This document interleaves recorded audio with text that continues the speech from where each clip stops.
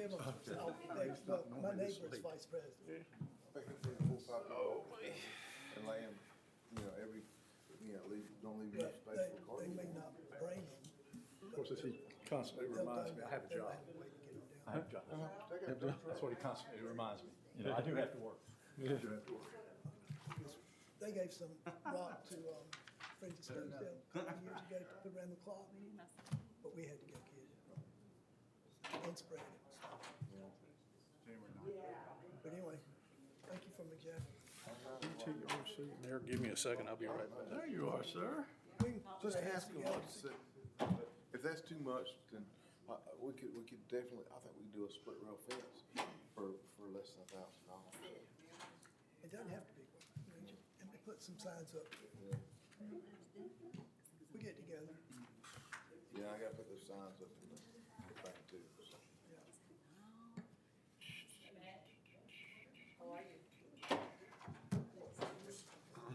Did you go to the Rams League championship? No, man, it was too cold for me. Oh. Yeah. Robbie, I wanted to watch it. Yeah. How you doing, buddy? Happy New Year to you. Thank you. I was able to watch, 2 games prior to that, I just flipped around like when it was on cable. So I wanted to watch that, I couldn't find it, or I guess you had to subscribe to it. Oh, really? But, yeah, it's a good thing. Old guy I worked with, Grant Lowe, used to be a Greensboro officer. He played at Greensboro, played East Carolina and the Redskins. He was watching that and he was giving me a hard time about it. Like, man, when you recruit, man. Well, if y'all would teach Hebrew out here at Northwest, That's right. you'd probably get these recruits out there. Not require a passing grade, because none of them taking the class, they just show up. Yeah, I did. What'd you say? I guess the sign Going anywhere? language, the sign language, the other course. Yeah. Shoot. Really? Hey, did you ever get your taste back from COVID? You still don't have it back? Not at all? Really? It's what? Pickles? You love pickles? Oh, man. I have a hard time eating pickles all the time. Watch, you said, that guy I sent you, Can't do it. he not looking for. What about spicy food? That dude's a stayed in a game. That dude's a stayed up. Yes, you just know what I'm talking about. Really? Well, that's probably good you know, 'cause it's good for you. Good old times.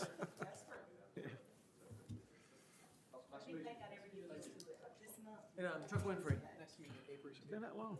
What's the first name? Avery. Time Avery, okay, I was flies, gonna say, Wow. you work for Gilbert County and Planning Department? Well, you ain't got no alternative. I mean, you ain't got no alternative. Just get used to it, really, do you? Yeah. Robbie. Yes, sir. So, if you do the presentation, just make sure you pull this down. It's pretty much all the time, so I try to.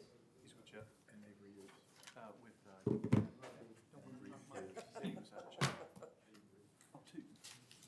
There's a tube, Avery, Your last name is T-E-W? Avery. Leo T.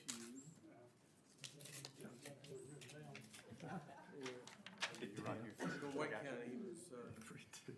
maybe a county commissioner or something. That's okay. Yeah, my dad signed it like a little, Okay, got it. whenever we get to the zoning. Perfect. How long you been in? Thank you. Yeah, no problem. Coming up on 2 years. Okay, good. I got Before that? 2. Well, before that has 23 on it. Is that? Okay, guys. No. Let me call the monthly When you signed up. town council meeting to order, please. It is January the 9th, 2025. It's 7:01 PM. We will begin with the Pledge of Allegiance. If you will, join me, please. I pledge allegiance to the flag of the United States of America and to the republic for which it stands, one nation, under God, indivisible, with liberty and justice for all. Kamala Harris there for a second. We are very fortunate this evening. We have a friend of mine, and I hope a friend of yours, with us tonight to do our invocation for us. This is the Pastor Xavier Kelly. Xavier, if you would, step up, please, sir. Welcome. Thank you. Just want to say Happy New Year to all of you guys, and I just want to thank you so much for your service to the community and your service to Stokesdale. And I know sometimes you guys have to have banter back and forth to make good decisions, and sometimes that can get tense, but at the end of the day, I think it's evident to the community that you love each other and that you want to work well with each other. And of course, you want to serve the community well, and we're grateful. Well, maybe you love each other, maybe you don't. But anyways, We got you, brother. we appreciate that you want to serve the community well. So let's pray tonight. Lord, we want to thank you so much, Lord, for your grace and your goodness to us. Thank you so much, Lord, for government, Lord. I want to thank you, Lord, that in your word you teach us that you ordained government, Lord, and that its purpose, Lord, is to Lord, punish evil, Lord, but to, Lord, serve its citizens well. And I do pray, Lord, that as we begin a new year in 2025, that you would be with this town council, Lord. I do pray, Lord, that you would be with all decisions that are made, that they would be thoughtful, Lord. I do pray that you'd give these men wisdom to make righteous judgment, Lord. I do pray that decisions that are made will affect our community in a positive way. I do pray, Lord, that behind the scenes, Lord, that whatever takes place, Lord, if there's division or conflict or not, Lord, that would be resolved. Lord, that you would create harmony, that you would create peace, Lord, so that Stokesdale may have a year, Lord, that is wonderful and that our community may be well served. We love you. We thank you for your Son, the Lord Jesus Christ. In Jesus' name we do pray. Amen. Amen. Thank you. I might mention, I believe Mrs. Kelly is with us, and I say Mrs. Kelly. I'm not sure. I haven't had the pleasure of meeting her. I've met his girlfriend, but I hadn't met you. So please welcome this evening. Which church are you with, Pastor Kelly? Community Baptist Church. Community Baptist? He has recently been appointed. Is that the correct term? Appointed, accepted, voted in. This is and your church this is in Roanoke. It is in Roanoke, but we're actually going to make the transition back to Stokesdale to serve as the president of Only God Ministries, which is a youth ministry in this area. Very good. Very good. Well, good. You're not leaving. That's good to know. All right. Thank you. Next, we have a review to adopt the agenda for January 9th, 2025. Discussion. Yes?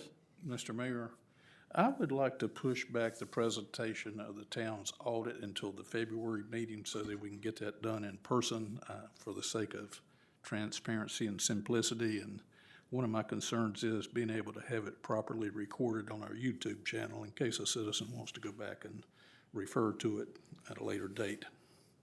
So I'd like to propose we do that.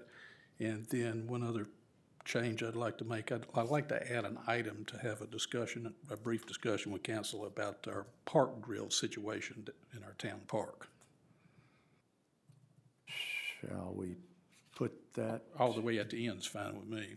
Okay, we'll put it as 11A. Yes, sir. What'd you say, town park grill? Yeah. Charcoal grill. The cookout grills, the cooking grills, the important hamburger and hot dog grills. Mr. Mayor, I'd like to also, if I can add an agenda item as well, we can put it right under that as park related as well.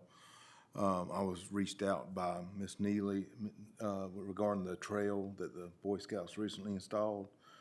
And her concern is just some maintenance issues I'd like to discuss going forward. We'll make this, without objection, we'll make this 11B. If someone's here that wants to speak to that, Mr. Rigsby, let's put it in front of the park grill conversation. They're not. Well, we have it in front of the public informal. comments. She's mentioned it to me informally when I was talking to her about something else. So I wanted to get it on y'all's radar. Okay, discussion about moving the item number 3 to February's meeting. I'm fine with that. I do enjoy maybe enjoy is not the right word, but I do think the proper way and the way we've done this in the past is an in-person presentation.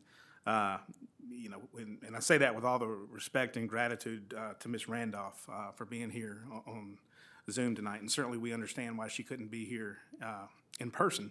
But an in-person report out and face-to-face discussion with our auditor in a public setting is I feel very comfortable with that format as we've done in years past. Now, we've got a good audit, and we've got it here. So is this able to be released to the public if somebody wanted a copy of it? Because there's nothing going on or anything. This is just some logistics with our auditor, weather, and That's a good point, things. Mr. Yeah, I want Landers. to make sure. Okay. I'm okay with that myself. Any further discussion? Without objection, we'll move that to February. Ms. Randolph, will that work for you? No sound, Ms. Randolph. Ms. Randolph, I'm sorry, we're not picking up sound.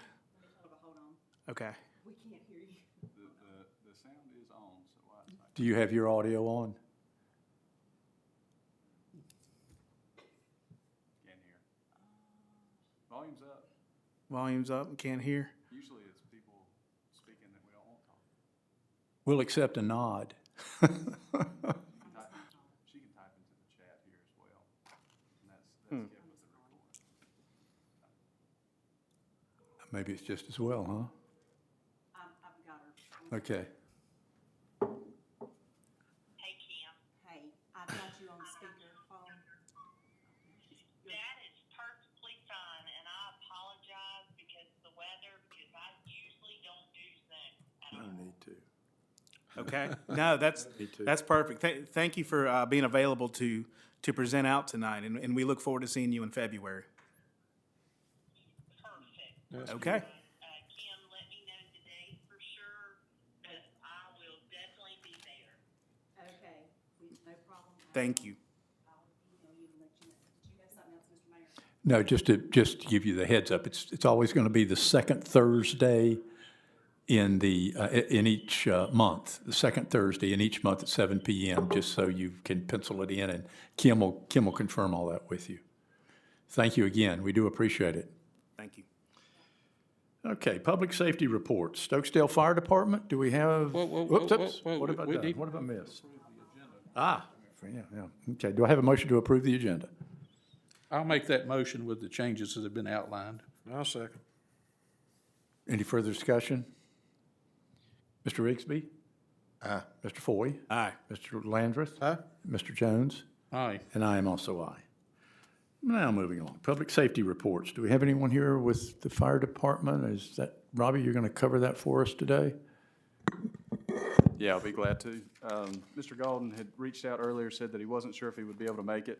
So I'll read the report that he emailed me just in case. So this is an email from Todd Golden, the fire chief for Stokesdale Fire District. And this says, Robbie, here are our incident totals for the month of December. There were 37 medical, 11 fire, 28 other. That totals out 70. And that's thank you from Todd Golden. That it? Thank you, sir. Do we have the sheriff's report, Robbie? Yes, absolutely. So this is the sheriff's report provided by Sergeant Ryan Seals of District 1 of Guilford County Sheriff's Office. For the month of December, the Sheriff's Office responded to 123 total calls for service in the Stokesdale town limits, resulting in 5 total case reports. There were no significant incidents or crime trends in the township for the month. Calls by type, this is a type of call upon initial dispatch. Call nature often was changed after further investigation upon deputy arrival. Numbers denoted on the map indicate multiple calls for service at the same location.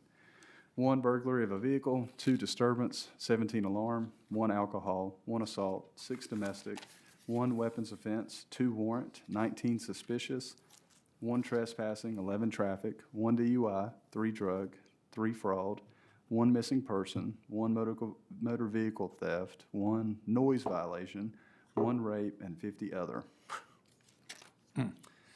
Okay, thank you, Robbie. Yes, sir. Administrative town, are the administrative reports, please? Our town administrator, town clerk, Mr. Robbie Wagner? Mr. Yeah, Wagner, just- I'm would you sorry. close the door so we don't get any overrides and make?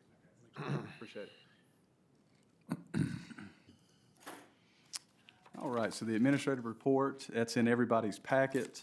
So just for, I'll hit some of the highlights here, but if you have any questions about anything in the report, just let me know, just stop me. I'll start with our water system report that's put together by Mrs. Hunsucker. For the month of December, we had 3 water meters installed, 59 in stock, 4 applications for transfer of service and water meters in, 17 water meters in application on hold for builders, 16 work orders, 17 811s, 855 water bills mailed out, and 0 reservations or rentals for the month. I'll note in the water portion of the report that Ms. Hunsucker's been working hard with rural billing to generate reports and retrieve some raw data that's been requested by Hazen and Sawyer. This information is being provided to support their inventory and assessment of the town's water system. And I'll go on to the administrative report. Just a reminder that on December the 17th, I had met with Jesse Day from the Piedmont Triad Regional Council to discuss his review of our development ordinance and compliance with Chapter 160D. And these updates are necessary to address the recent passage of that chapter, and also some new updates that Jesse's going to have to add are that being of Senate Bill 382 to align with downzoning requirements, and then also some language will have to be added to discuss the e-notice publication agreement that we have with Guilford County. I think at one time we were the only town in the state that did that. Now I think High Point has jumped on the bandwagon, so we beat them to it, but now they're doing it with us. So that's 2 different folks that are using it. Is there anybody else? Are you aware? I'm not aware. No? Let's see, then on January the 6th, I had a good meeting with Ron Overby of Renolda Electric during that time. He said that his crew had successfully installed the concrete pit pad, which will serve as the foundation for Duke Energy's pad-mounted transformer down at the town park. Mr. Overby shared that Geosport lighting system has been ordered. It's been expected to be delivered here by mid-February of next year. And bearing any unforeseen weather delays and contingent upon Duke Energy completing the upgrades, Renolda Electric is targeting that by March 2025, the athletic field lights will be installed and fully operational. I realize you're reading from the letter, next year being, of course, this year, 2025. Oh, yes, sorry, correct. Mr. Wagner, can I Yes, sir. interrupt you a second? Yes. If I may, Mayor, I got a question for Mr. Winfrey. This purchase that this contractor's making through the distributor, the supplier for this equipment is very, very expensive, very high-end stuff. Is there any step we need to take to get a lien release from those folks to make sure that they've been paid before we pay the contractor? Ordinarily, before we make payments to them, we'd have them have their subcontractors execute a release that they've been paid or will be paid. Well, who's doing that? You or Mr. Wagner? I'll be glad to do that if we, I thought of doing that, but yes, we can certainly do that. I think in this case, it might be necessary, given the price of this equipment and so forth. It's my understanding we could become responsible for paying again should some circumstances occur where this contractor does not pay for those supplies. That's still the way it works in state law, right? If they have, we have to look at whether they filed a notice of right to claim a lien. So if there's lien agents, we have to check and see if they've complied with the lien statute. But if they did that, you're right, there could be overexposure. And, I mean, as a matter of housekeeping, I would like as one council member, would like to see you handle that if nobody else objects, if it's not going to be burdensome to you. No, that'll be fine. And I will add that when we were selecting the contractor, of the references that I spoke to regarding the contractor and the supplier, there was never a history of problems with that with this particular contractor. I just want to throw that out there. No, the whole lien release thing is kind of standard in the industry. It's just kind of Understood. part of the recipe. Understood. Good idea. Anything further? on Yes, the- just on administrative? yeah, just a reminder that on January the 14th, there's a Board of Adjustment meeting that's been scheduled. However, due to lack of business, that has been canceled. Cancellation notice will go out tomorrow. And another reminder that on January the 20th, the Stokesdale Town Hall will be closed in observance of Martin Luther King Jr.'s birthday. And one last reminder, on January the 23rd, the town planning board meeting scheduled for 7 o'clock has also been canceled due to a lack of business. And that's everything for the administrative report. Robbie, Okay. Yes, what's sir. the time frame for Mr. Day to get Senate Bill 382 into this? Is he working on that now? He's working on it right now. Where's he at with it? He's putting the language in. I got an email update from him saying that he was working on it, that he hadn't forgot it, and I'm hoping to hear from him next week. Okay. So, All right, but Mr. Lander, I kind of, I'm glad you kind of got into that. This process is going to work wherein he provides us with a draft. You have a look at it and say, well, that looks good enough to present to council. Council gets it and we review it. I want to make sure that we're going to have time to review it such that it wouldn't arrive here 3 days before a town council meeting. oh, yeah, no. Well, I'll say this, you can discuss it at any town council meeting, but the formal process for you all to actually accept these changes, there will be a public hearing that will need to happen with the planning board before you all, and then a recommendation will be made by the planning board, and then that would go to the town council. So that information would need to be available at least 10 days in advance. So in essence, it'll be advertised to our citizens and everybody twice. Correct. Before it becomes. Absolutely. At least twice. You can advertise as many times you'd like, but Thank you. yes. Anything further on administrative? Planning board, Mr. Wagner? Yes. So for the planning board, this will get discussed more as we enter into our public hearing. But at their last meeting on December the 19th, the planning board met to discuss rezoning case 24-11-PLBD-00101, that being a rezoning request for 8400 Lyman Street from conditional zoning light industrial to light industrial. And the following recommendation was made by the town planning board at that meeting. Ronald Souther made a motion to recommend approval of the request to rezone Lyman Street from CZLI to LI to the Stokesdale Town Council. Mr. Stevenson seconded the motion, and Mr. Bass with Guilford County Planning and Zoning asked Mr. Souther to clarify his motion with the following statements, which Ronald Souther agreed to, that being reasonableness, the proposed rezoning action is reasonable and in the public interest because it is an area where existing surrounding land uses and zoning are light, industrial, and residential zoning is separated from this site by a major thoroughfare. Additionally, the Stokesdale Future Land Use Plan encourages business entities in the town core to reduce sprawl, and the LI zoning will allow for additional use flexibility over the current CZLI zoning. And the consistency statement being that this request is consistent with the Stokesdale Future Land Use Plan designation of the town core. Thus, if approved, a future land use plan amendment is not required. Mr. Stevenson confirmed that he maintained his second of the motion, and everyone voted in favor of the motion, so it carried 4-0. Any questions on the planning board report? Okay, property committee, Mr. Rigsby, do we have anything? Do not. Okay, and Town Park Improvement Committee, Mr. T. Stevenson, do we have anything, sir? Good evening. Good evening. Just real quickly, an update just to confirm what Mr. Wagner spoke about with the lighting of the soccer fields. They are well underway with regard to what can be done without Duke Energy doing their part, but the preparation for which is what the pad was for and such. Went down there this afternoon, and they've actually done some additional conduit work there and have mounted some control panels. So Ronaldo Electric is doing a good job for us there. We are continuing to look at options for security for the basketball and pickleball courts. We had received a proposal from our current vendor, security vendor, for one that we thought may be appropriate.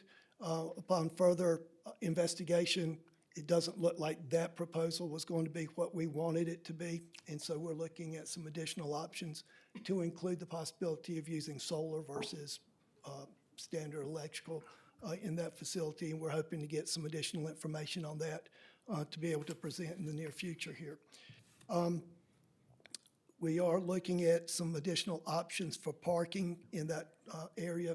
Down there, we are noticing that there is, even though the parking area is very nice and it's lit, It is a little ways from the basketball and pickleball court, and we found that even though people are coming to use the basketball and pickleball court and to exercise, they want to do so without parking their car in the designated areas. So we're looking at alternatives. We had gotten a quote for actually putting a paved lot there adjacent to the basketball and pickleball court, but we've put that on the back burner pending our use of funds and see what the availability is following the installation of the lighting. So we're looking at some alternatives right now. Mr. Rigsby had some suggestions. He and I will discuss his ideas, and then we'll be discussing that in greater detail at our next planned park improvement meeting, which is next Thursday, the 16th at 5:15 in this room. That's all I've got. Any questions, comments? Thank you, T. Thank you, T. Appreciate it. Okay, financial reports. Ms. Kim Thacker? Okay. Good evening. Good evening. Good evening. Okay, we'll start with the general fund. And, okay, so the Bank of Oak Ridge, our total CDARS is $2,752,473.77. Our total bank accounts, which include CDARS, our operating account, checking account from Fidelity, and also the American Rescue Fund. All that is $3,577,789.01. Our total interest year-to-date through 12/31/2024 is $54,091.77, of which $9,076.56 is for the month of December. The shared overhead expense for the month of December is $9,406.76. Our sales tax reimbursable back to us for this fiscal year is $460.40. The retirement for the month of December, for the year-to-date is $9,415.49. The total for the Christmas parade, and this is for the sponsorships and also the parade entry. For the sponsorship from the businesses totaled $4,475. The parade entry was $705, and our total was $5,108 for the Christmas parade. I think that's great, awesome. Thank you to everyone. That's wonderful. All right. So then, for the water enterprise account, our total CDARS in the water enterprise account total $1,343,716.84. Our total current assets is $2,654,637.07.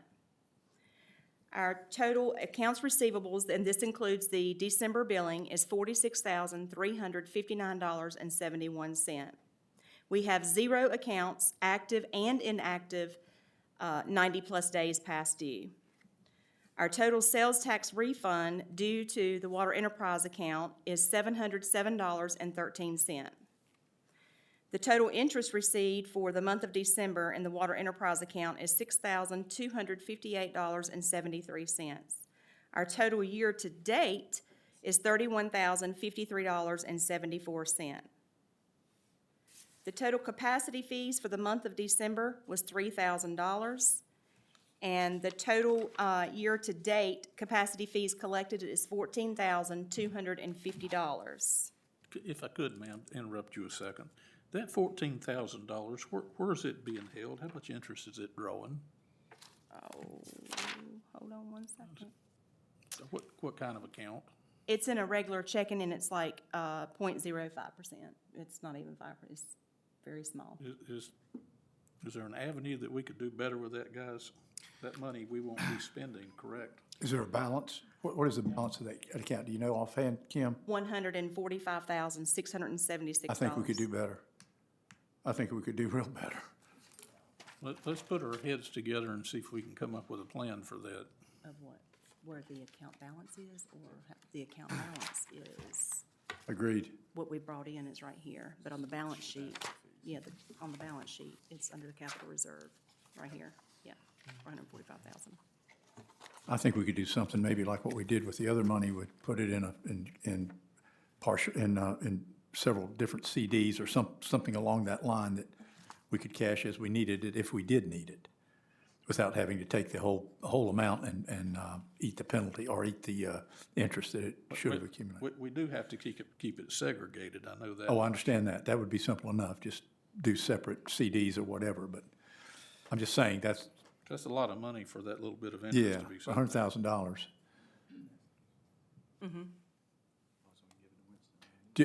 Kim, do you remember the increments that you could buy was it a CD? That was a CD that we put the, They're the CDRs, yes. We can buy, how you guys had requested to do 100,000. right.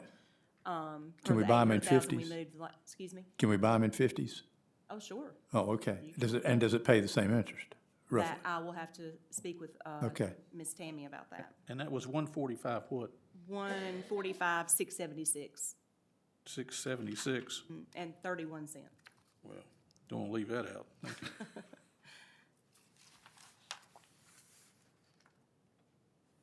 Yeah, let us know about that if you would. I will. I'll shoot Tammy Barbie with Bank of Oak Ridge an email in the morning. Okay. And Actually, I'll shoot it here shortly. if you will, continue. Okay. Where was I? I think I was on, let's see. Accounts payable, our total accounts payable, I think, was all that I had left for the water account, is $52,313.32.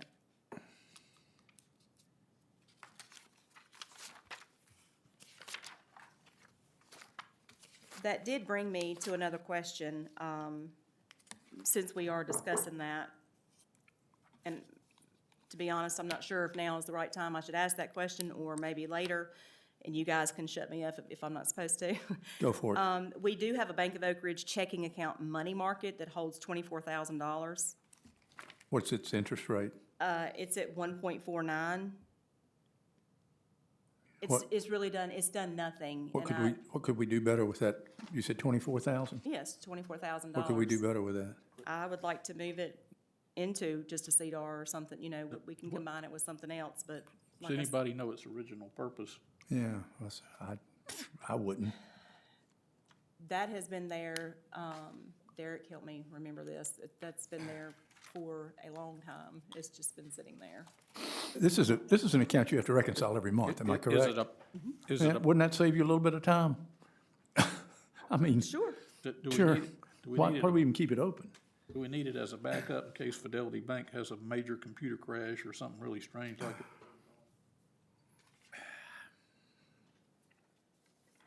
I don't know.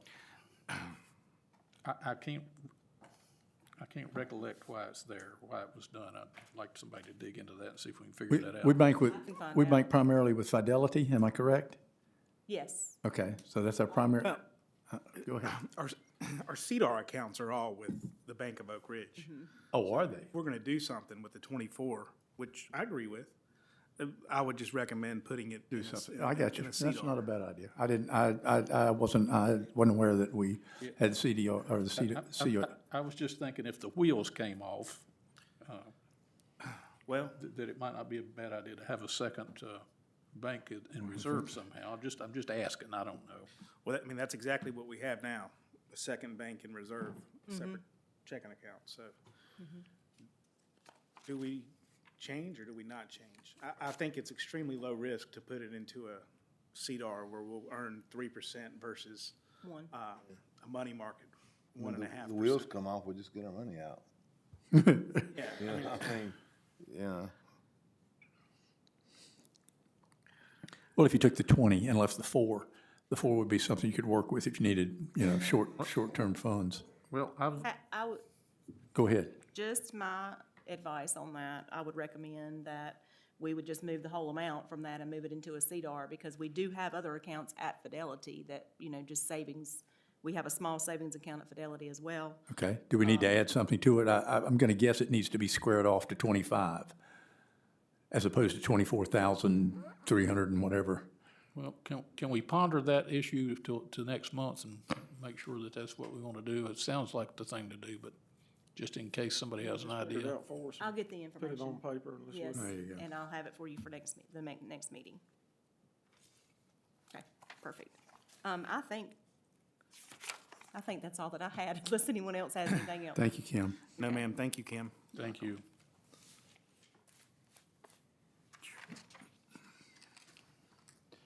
Okay, public comments. I'm going to ask that we limit all of that for each speaker to 3 minutes, please.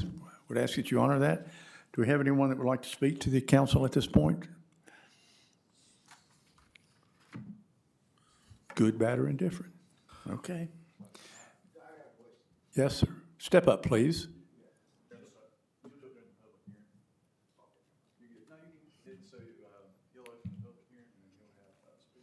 Yeah, we're going to go into the public hearing real quick.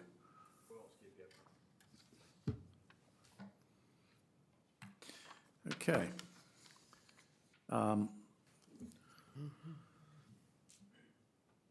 We're going to open the public, wait just a second here. This is the rezoning hearing. It is rezoning case 24-11-PLBD-00101, 8400. This is Lyman Street from CZL1, that's conditional zoning light industrial, to LI, which is light industrial. And Mr. Avery Chu, I believe, is with us this evening to present this information. Yes, that's correct. All right, I'll start out with just a brief introduction. You went ahead and introduced me, but just for the record, my name's Avery Chu. I work for the Guilford County Planning Department. I'm a senior planner with Guilford County Planning Department. And I will be the new Guilford County staff liaison to the town of Stokesdale. So, Welcome, thank you. Yes, thank you. So yeah, I'll just jump right into it. As you mentioned, Mayor, property is located on the east side of Lyman Street. It's approximately 280 feet north of the intersection of Lyman Street with US Highway 158. That's Guilford County Tax Parcel 164401. And the request is to rezone this property, which is approximately 1.76 acres, from CZLI, Conditional Zoning Light Industrial, to straight Light Industrial Zoning District. As Mr. Wagner mentioned, the planning board recommended approval. So just to provide a little context, the existing CZLI zoning district permits only the automobile repair service major as the only permitted use. It's very constricting for the development of the property, and changing to LI, as the applicant seeks to do, would provide the owners with additional flexibility in the permitted uses for the property. So the request is consistent with the Stokesdale Future Land Use Plan designation of Town Core, which is intended to support Stokesdale's growing population and limit sprawl through a mixture of commercial, business, institutional, and residential uses accompanied by public open spaces.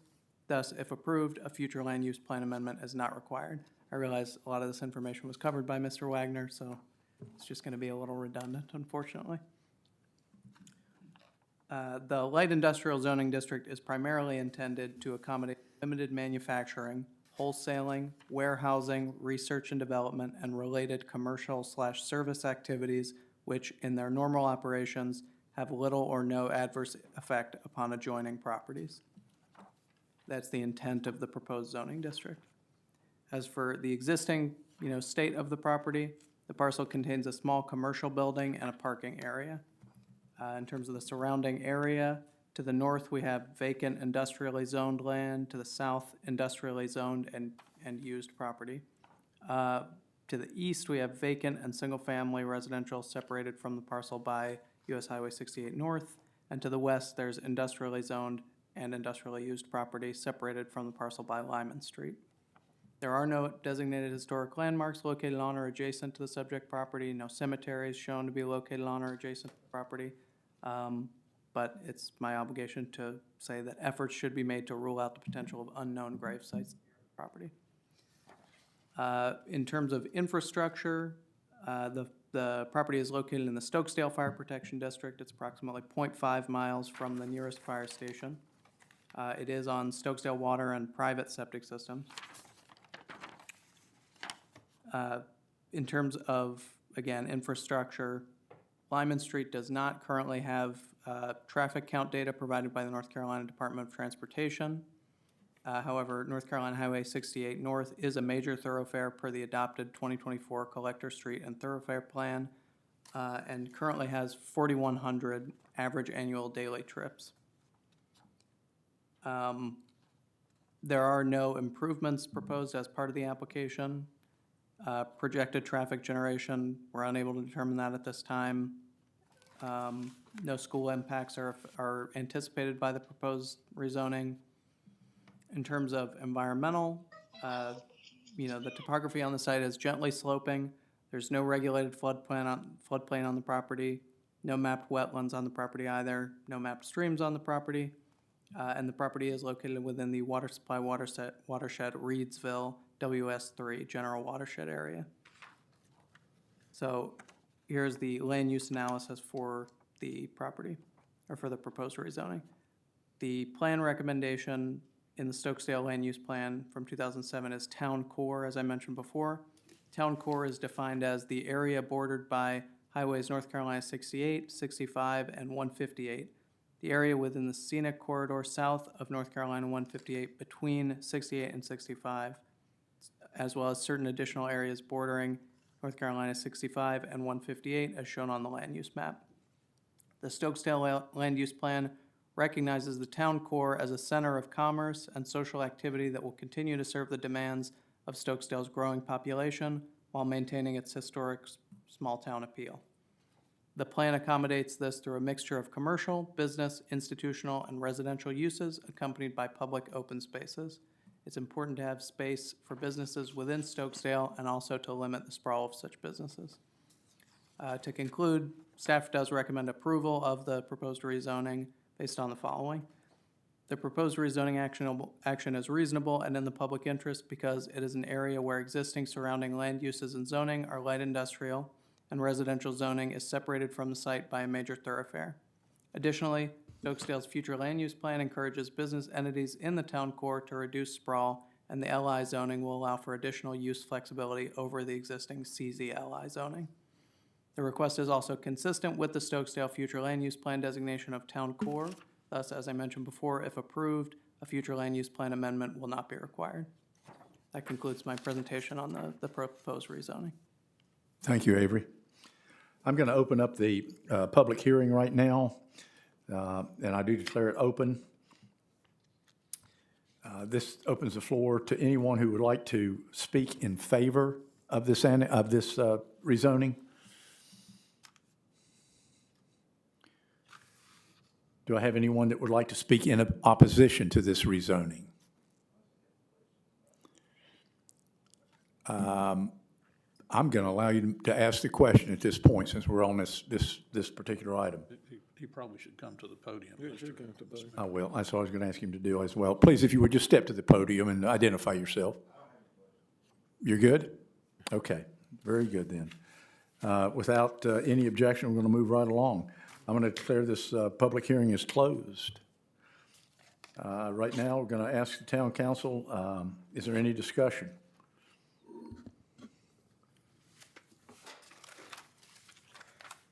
Without discussion, I'm sorry? Yes? On the, if I may, Yes? on the permitted use schedule, over on the right-hand column, there's a long list of Ps that indicate permitted, and then there's the occasional D. What does that D mean? Refresh my memory. Yeah, that means that there's developmental standards in the ordinance that control this particular use. For example, bottom of page 3 of that, there's a radio, television, communication tower. So in Article 6 of our development ordinance, it has particular parameters, developmental standards for that particular use. So that means that the ordinance in Article 6 contains additional development standards for those particular uses.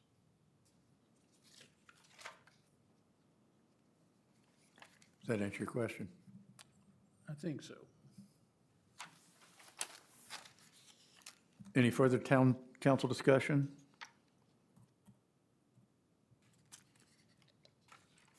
Do I have a motion to adopt? Or do I have a motion to accept the rezoning request?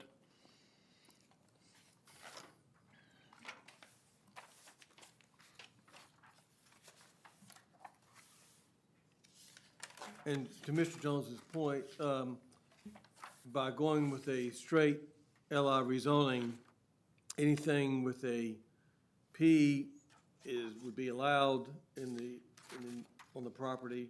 Anything with the D would be allowed as long as they complied with the requirements of Article 6 of the Development Ordinance.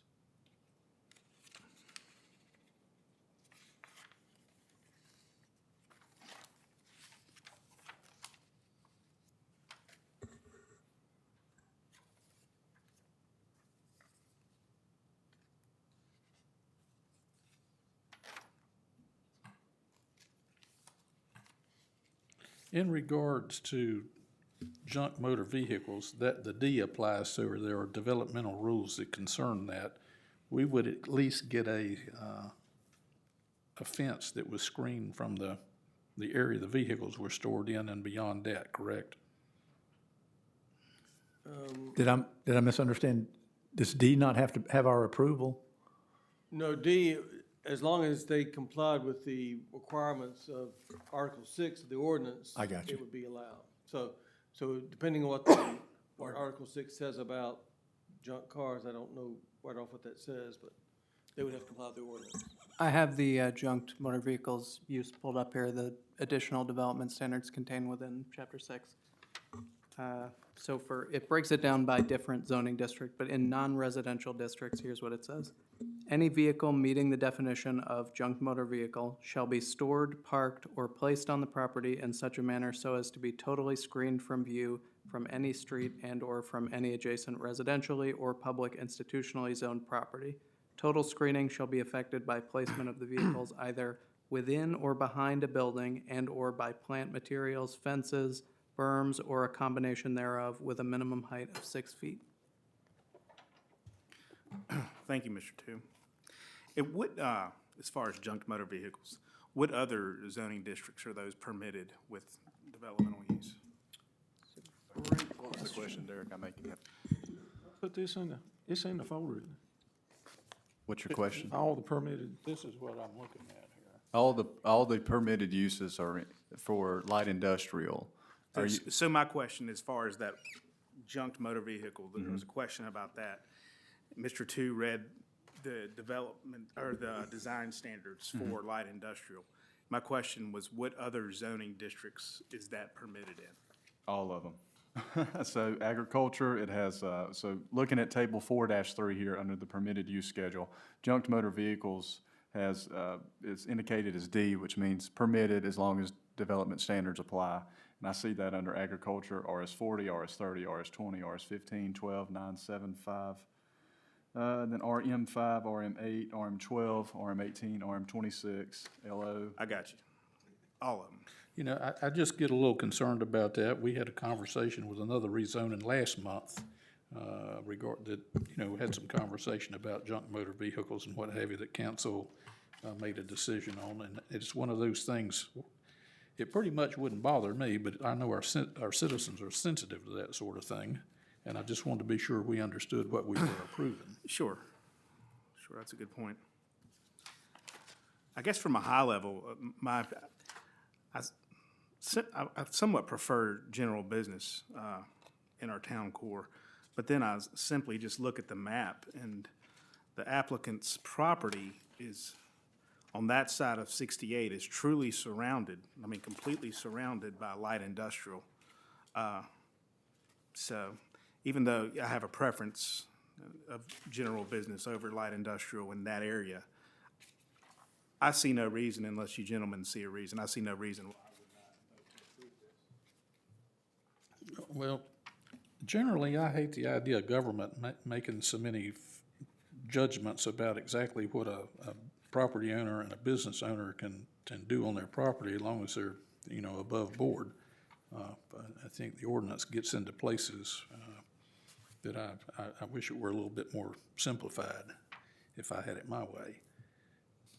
But as far as what I can think of, our citizens would be conscious of, concerned about, maybe not even with this particular owner now, but maybe one down the road, would simply be a large number of salvage vehicles. I hate to call them junk, because even something completely junk has value. Well, you're just reading from the Well, words. now, you know that you can put a towing company in there, up to 100 vehicles. Highway business, you can do up to 20 for storage, and that you can do up to 100.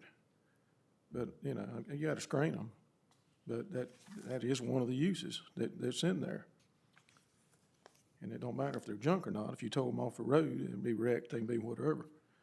But, like I say, I'm not sure, who knows what they're gonna do with it, but that is one of the things they can do. But you got two pieces of property right beside them that could do the same thing. I mean, I don't guess it's anything conditional about those pieces of property. So I don't know how you, stop this man when you got two other pieces of property that can do No, it. And that's something that, That's there's a stopping. lot of uses. You can do a fire, and you can do a shooting range there. Look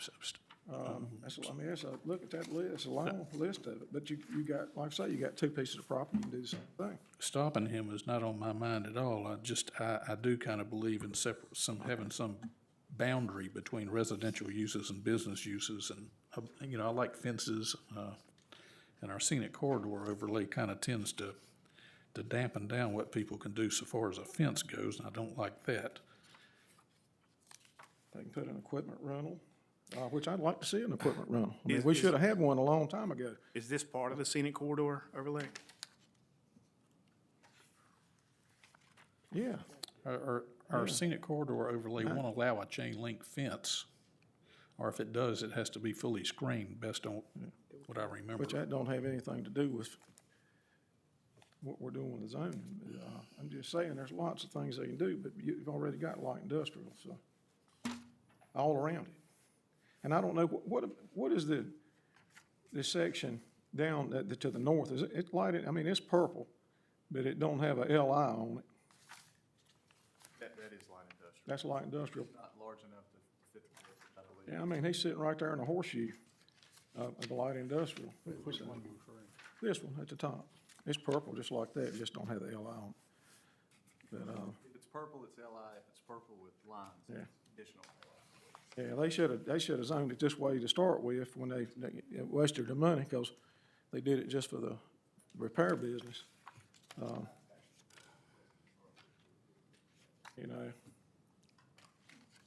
They could have probably got it then, because like I say, all the rest of it's light industrial.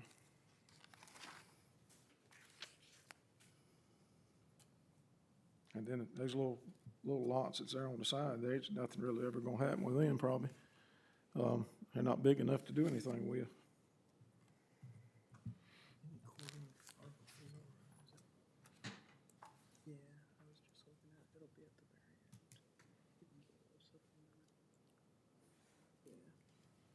But I can see a description of where. Like I say, I'm not wanting to put any conditions. I mean, we can't put conditions on it anyway, but there's no conditions around them. Yeah, 220.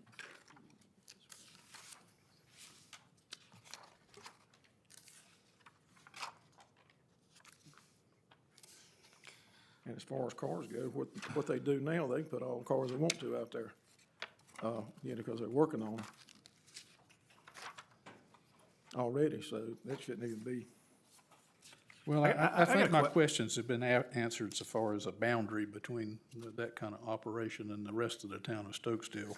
So with that said, I'll make a motion to approve rezoning case 24-11-PLBD-00101, otherwise known as 8400 Lyman Street, from conditional use zoning light industrial to light industrial. And Mr. Base, Chairman, would you like to make findings about reasonableness and Yeah, I'm getting there. I always struggle with this, Mr. Winfrey. based on the recommendation of the planning board and the administrative report from our Guilford County planner and the suitability and conformance with our land use plan, and consistency with other land uses in the immediate area. Good motion, second. Aye. Do we have any discussion? Mr. Rigsby. Aye. Mr. Foy. Aye. Mr. Landrith. Aye. And Mr. Jones. Aye. And I am also aye.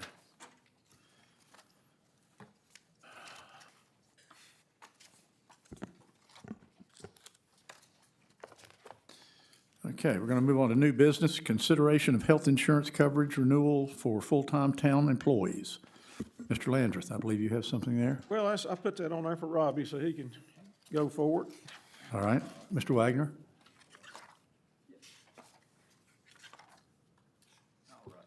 Thank you, Mr. Landrith. Yes, so this is an item that I had requested. It's come that time again. It's hard to believe that it's already been a year since we've done it, but every February, it's time to renew our health insurance. And this is a simple request in terms. It's just a request for you all to accept the same insurance from the same company for the same people again this year. That being one less person, however, since we only have one full-time staff member on the health insurance plan at this time. And there was an increase. There was an increase, correct. It was an increase. The monthly premium is going from $362.01 per month to $388.62 per month. Did we budget for the, I know we're gonna be okay because we're missing one. Yes. but Did we budget for an increase? If we didn't next year, we need to budget for an increase That is, because it happens in the middle of the year. yes. Okay. I'm going to make a motion to authorize staff to move forward with renewing the health insurance at the current, at the new rates for 2025 for all full-time staff members. Do I have a second? Second? Somebody tell me again how many hours an employee works before they become full-time? 32. So 31 Well, would be enough. let me back up on that. I'm sorry. I think the Federal Labor Standards Act says 30 hours. Is that I believe right? it is 30. It's Yes, 30 hours. I think you're right. Correct, yeah. 30 hours is full-time. So they would work 29, and we wouldn't have to necessarily provide benefits under our current structure. 30, we would. Correct. Correct. Thank you, thank you. Okay, so I have a motion, I have a second. Do I have any further discussion? Mr. Rigsby. Aye. Mr. Foy. Aye. Mr. Landrith. Aye. Mr. Jones. Aye. I'm sorry, aye? Aye. Aye, I didn't hear you, okay. And I am also aye. Consideration of administrative assistant job description. Mr. Foy? This is my agenda item.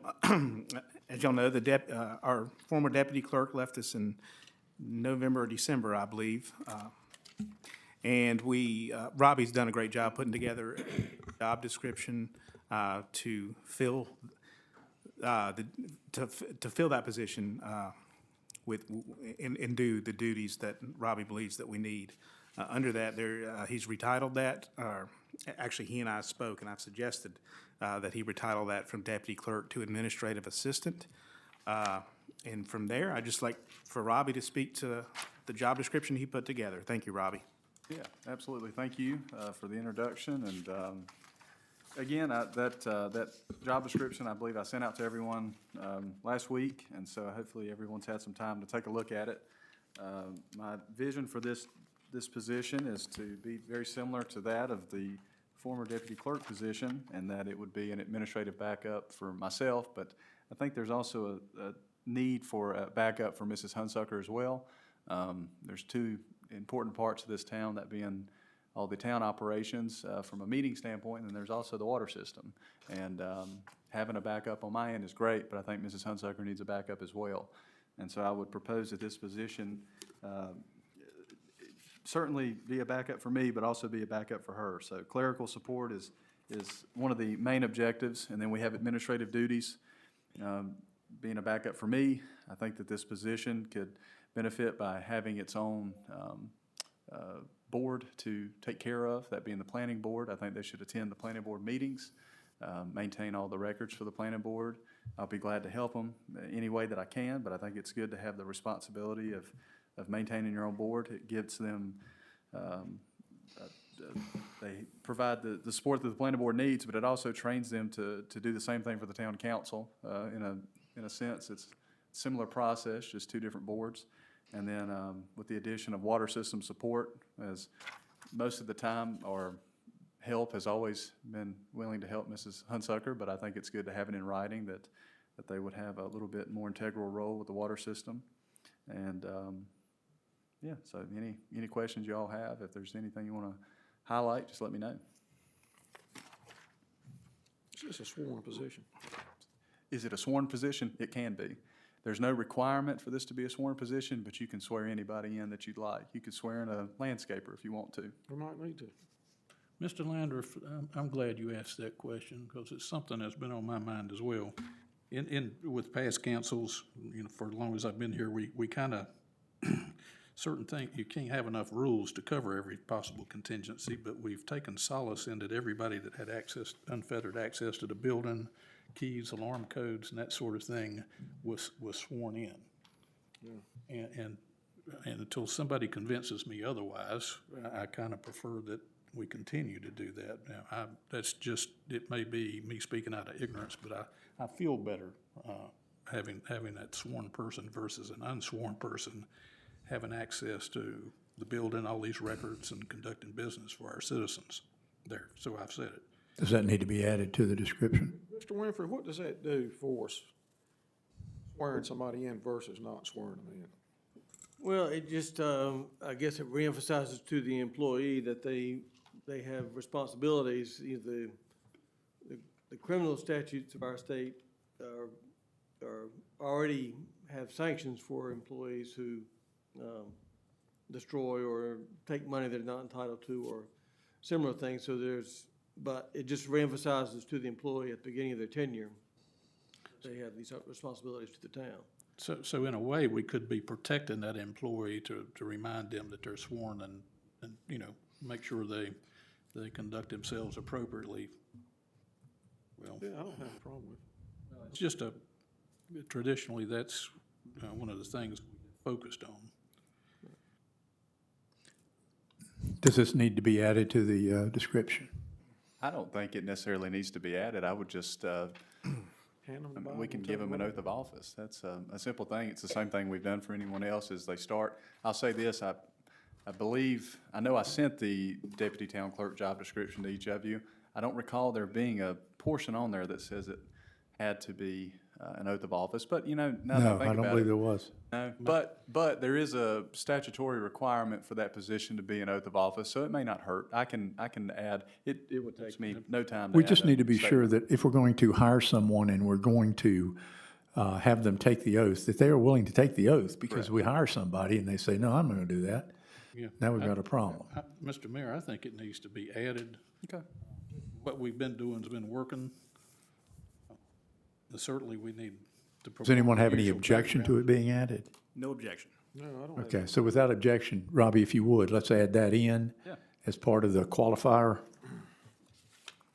All right, the other question I have in regards to all this, it looks like it's covered all the bases, but in the past, every employee that's been hired here, the council has reviewed their resume, listened to recommendations from clerks, finance officer, town attorney, whoever has been involved in this process, and then council has made the final decision to hire that individual. Is this how we're proceeding now, or are we going to have a town employee hire this individual? I don't have the authority to No, hire. we still do what we do. We didn't change anything. I'm just clarifying here, so sometimes I'm the last to know. In my job description, I think there's 4 pages of limitations, one of those limitations being that I'm not authorized to hire anyone on behalf of the town. And nothing's changed. There's 4 pages of things you can do and 5 of things you can't. So Thank you. absolutely one of them, but I yeah. appreciate that. That's right. Robbie, great job. Looks perfect to me. I would like to see just a sentence in the application process that says applicants will be subject to a reference check and also a background check. Okay. Does it have any reference, I'm sorry, I don't recall, does it have any reference to drug testing? No, it doesn't. I don't know that we've, I think it should be added that they would be subject to it at our discretion. okay, no problem. I agree with you, Mayor. A caveat to that, though, do we have a, account set up somewhere to drug test and a We can chain? take care of that. That's easy enough to Wow. do. We can do that. I think that's why I say at our discretion. Yeah, absolutely. I think that's a good point. There are a lot of issues out there in the world around us with drugs, and my heart goes out to anybody that's in over their head with it, but we don't need that in our building. But it's so hard to identify. If you have no clue what you're looking for, it is sometimes extremely hard to identify. And then one other thing that comes to my mind, as far as physical demands, thinking forward, I don't have a crystal ball, but is there any way we would ever need this individual to perform any functions in our park or for our water system that would require them to be able to exert themselves a little bit more than the outlined physical demands we have here on this list on page 3? That's when your insurance gets to be a problem. This is an office job, and our property insurance designates what an office job is. Property insurance. That's or the kind of workman's thing that comp. keeps you from cutting bushes. In other words, we can operate a chainsaw. Is it our property insurance or our workman's comp? Mr. Workers' comp insurance, sorry. Well, now, you know you still can do Bushes are that. cut on volunteer time. You know you still do that. No, You can still do that, but you've got to put them on that level. They would just be rated differently, and the workman's comp audit would pick them up as a part-time landscaper, for example. If just say we decided we had to have them do some mowing, or we got to have them go out in the park and pick up some trash and empty the trash can. Could be as simple as just asking them to carry something to To help Mr. Rigsby, I understand. I would just, I don't know, I'm not an insurance guru. There's somebody here that sold insurance, I believe, that may could time in on it, but I would just think that if you had a job description, and in that job description, it is an office setting where the largest thing that they'll pick up is a ream of paper, I would think that asking them to mow the grass and they get hurt could prove to be controversial. It's a different, I've had workman's comp policies. It is a different rating that would be picked up on the audit, something we Yeah. certainly want to interface with them. In and run around that, but that's a good point you make, Mr. Wagner. I just thought I'd mention that we're, we don't need a lot of specialists because we're a small shop.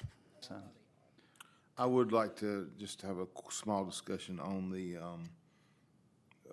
I understand we're calling them full-time at 32 hours, and that's required insurance. That's probably federal government regulation. But from a state side and our local government for the retirement system, what is the option there of not providing retirement benefits there? 30 hours. So if they are 30-hour, they're considered a full-time employee. And if you participate in the North Carolina local government employment LGC or whatever, if you activate that, you have to do it for all your full-time employees. You don't have an option. Remind me, do employees pay into the system as well? Do you pay 5%? We're required to pay 6%. 6%, yes. Okay, I just want to make sure I was. and are we matching 6? You actually pay 13.6. Correct. That's the benefit of the state retirement system for the employee. Can I do that? That's the minimum. Now, feel free to raise it if you'd like. No, I'm just wondering if I can get involved. Aren't I an It employee in won't some help you way? at the end. It only hurt us. It won't help you at the end. So yes, if you do use the local government retirement system, if you have a full-time employee, then you have to put them in the system as well. Okay, Guess so, my point to all that is the salary is one thing, but for an extra 3 hours a week, we're basically paying health insurance and retirement. So we're paying, I don't know, let's throw a number out there, probably $700 a month for this person to work 3 extra hours a week that we're paying out. Just something to think about, is that 3 hours a week worth us having to consider them full-time? Hey, we used to didn't do anything. are you going to be able to hire You're anybody? the one that wanted to do Are it. you going to be able to hire anybody just to give them 29 hours? Well, Yeah, well, we don't know, we hadn't tried. Oh, come on. I mean, if we're gonna have to pay it out, I'd just assume them work 40 hours and we well, get 40 hours out Then if we your gotta pay percentage it. goes up, I mean, your amount goes up, you pay. Well, I think, can We have the always make window between changes. 32 and 40 hours a week. That's Correct. at regular rate of pay. Am I correct? That's correct. Is there anything that stops us from asking an individual, look, I need you for 3 or more hours this week? Well, depends. I know at the last 2 council meetings ago, there was a hard cap set at 32 hours. And so. it That just- that was a financial decision. It didn't have to do with demands of the job.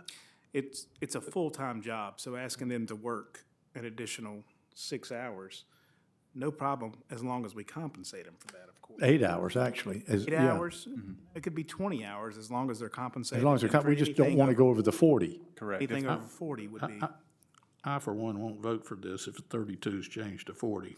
Yeah, No, we're not talking about that. All I want to know is, if we bring this, you know, if you're working 32 hours a week, Robbie, and I, or one of the other council members, look, I need you in here, I need 5 hours of your time, and I would expect you to take care of your hours.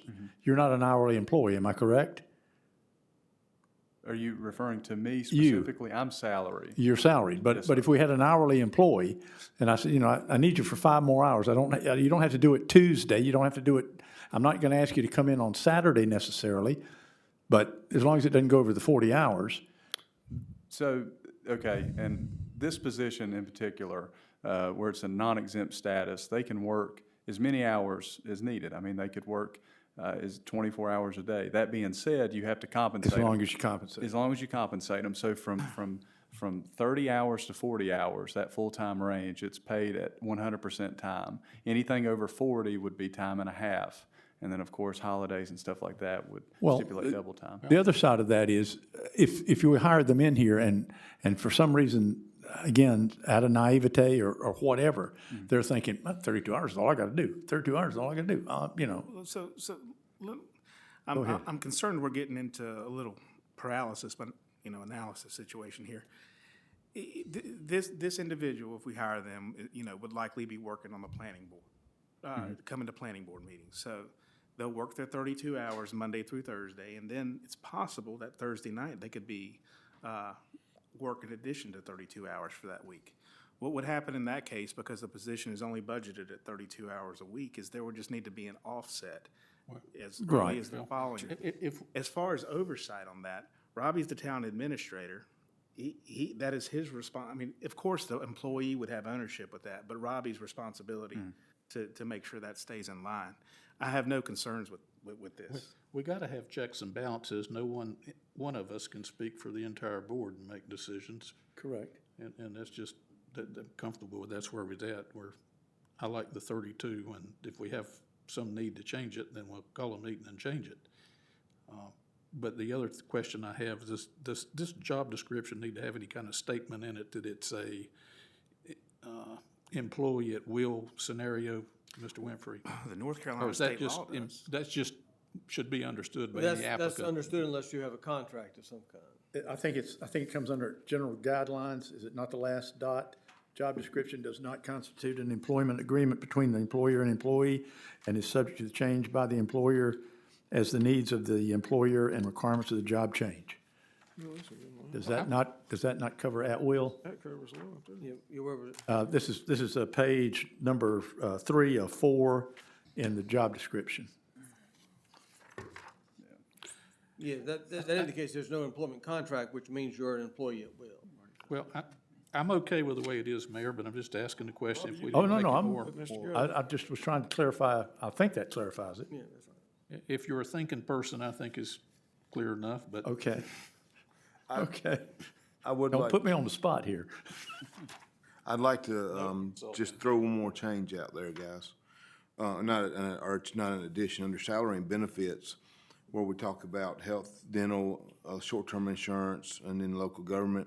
Should we put in there, something to the effect of the employee will contribute 6% and you know, or something, so they don't think that it's all 100% covered.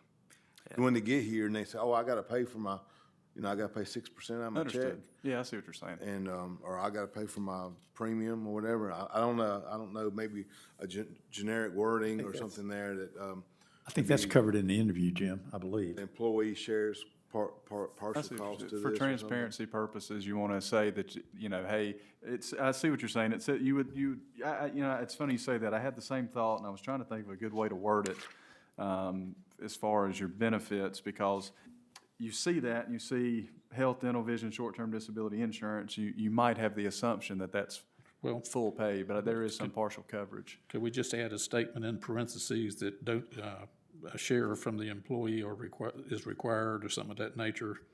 It's just something very general that they understand that Not there's gonna be a 100%. later discussion about it, about Yeah. how much they have to take. And the only reason I say that is I hire a lot of people during the day and you'd be surprised at some of the minute details Yeah. that they're concerned about, Could- or could- that we overlook sometimes. Could we say health, dental, vision, and short-term disability insurance available at shared cost?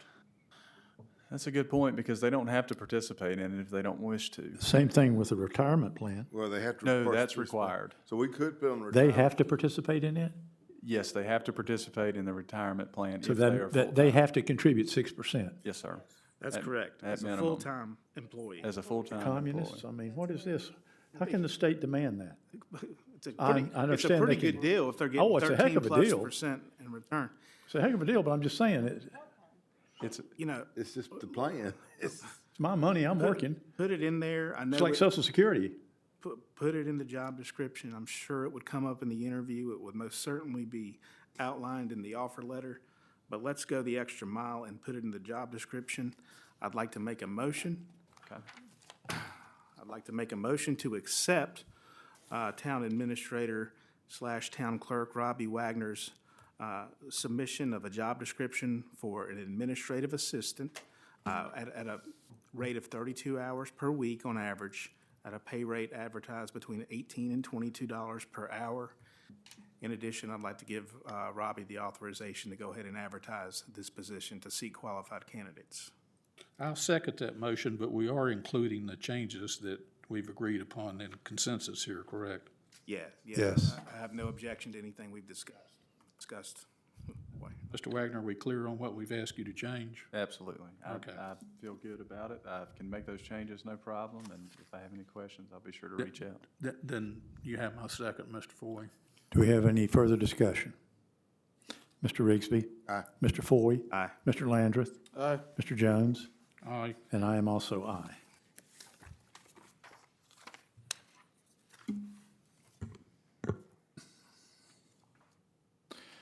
We have a consideration of a proposed adjustments to rates for services provided by a utility contractor. Mr. Foy? Robbie, I'll talk more about some numbers here in a minute. Would you mind just leading in to, Yeah, absolutely. thank you. So this item was added with the authorization of Mr. Foy, but at the request, really, of Yates Construction, Mr. Robertson was kind enough to reach out to us just at the turn of the year to let us know that Yates, as I'm sure you all know, cost of everything has increased. Yates has been kind enough to do quite a few services for us at no adjusted rate since 2021. It's been 5 years ago now, and, sorry, 4 years ago now.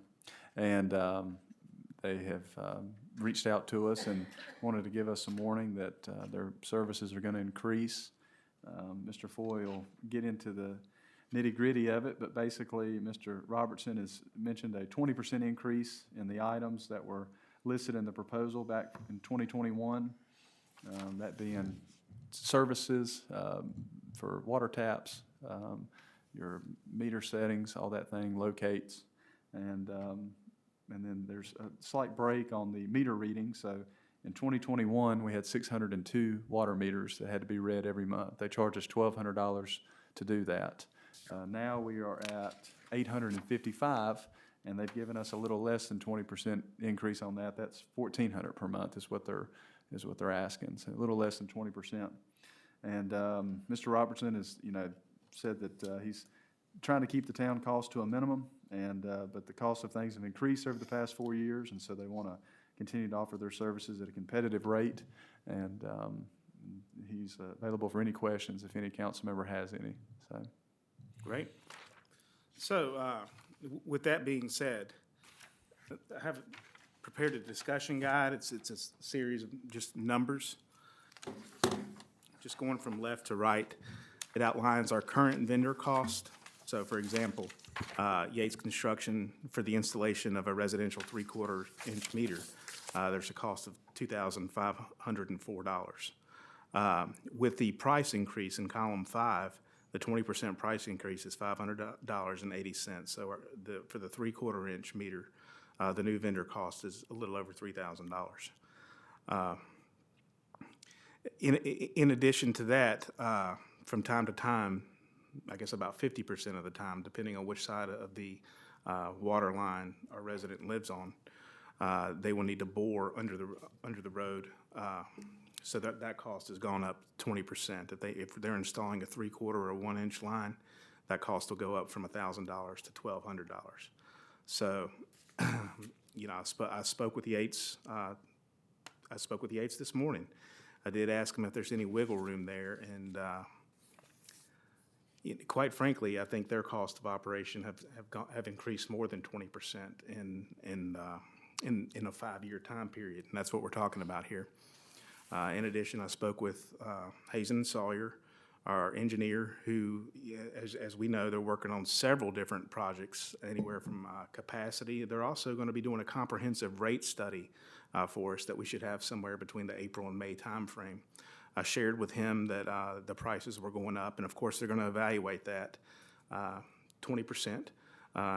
Made the comment that that's certainly correlates with what they're seeing in the industry, and so we left it at that. It looks like where we're landing is a 20% price increase. I think part of this discussion is how do we recover that? How do we recover that? Unfortunately, I believe we need to increase our fee schedule so that the water system in its entirety doesn't fully absorb that. So I've put together 2 different options. One option is where we just simply absorb the cost right there, not as a percentage. And then the second option is where we, in turn, increase our rates by 20% as well. I think that is, I think increasing our rate for a 3/4 inch, 1 inch, 2 inch service by 20% is the way to go. When you start looking at boring under the road, the town really doesn't make, there's really no contribution provided by the customer to the town when there's boring included. Now, if they don't have to bore, the water system does realize a contribution to the water system as whole. So this is not by any means a profit center for the town. There's no way of, roughly 50% of the time, we're going to have new water services that require boring, and 50% of the time, we won't have that. So I think the numbers that we have with the increase, it correlates at the same percentage that we've done in the past. I think that has worked out well for us. My preference of the 2 options, while acknowledging it's a lot of money, would be to go with option 2.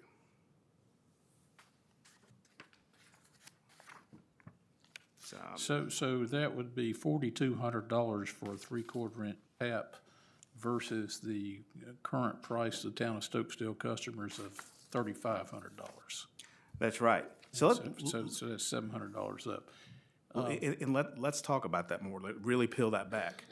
So if we have a new 3/4 inch tap and they have to bore under the road, it's gonna cost us $3,000, $3,004.80 plus $1,000. So our cost will be about $4,200. We have always averaged the near side versus far side, and the town of Stokesdale customers have just seen one price. That's right. I would think we need to continue doing that. Absolutely. I don't object to a price increase for Yates at all. I'm in a similar business. I can testify to how much inputs have gone up, supplies and fuel and everything else under the sun. I'm really, not surprised at all about this. You know, we would review our fee schedule when we work on our budget, which will be coming up in April, May. March. Well, that's even worse. It's that time again. Is it March? It'll be March? I'm taking a vacation. So I was wondering if it might be better to merge this conversation into that conversation about reviewing the fee schedule then. I don't know.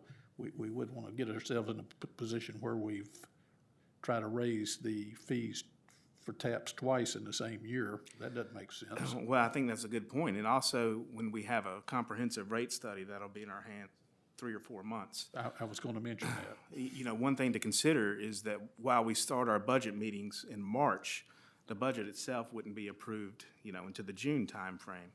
So, you know, should we not make any adjustment on the price side to our customers?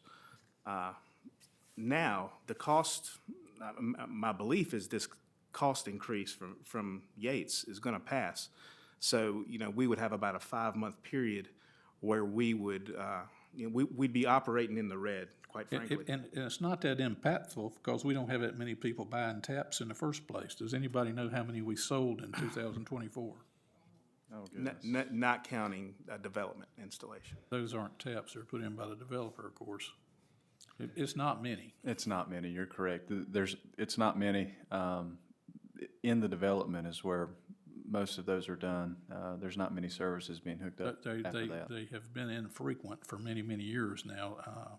You know, I get complaints because our tap fees are a little higher than everywhere else, but, you know, I always invite that individual to come down there and show us how to do it cheaper.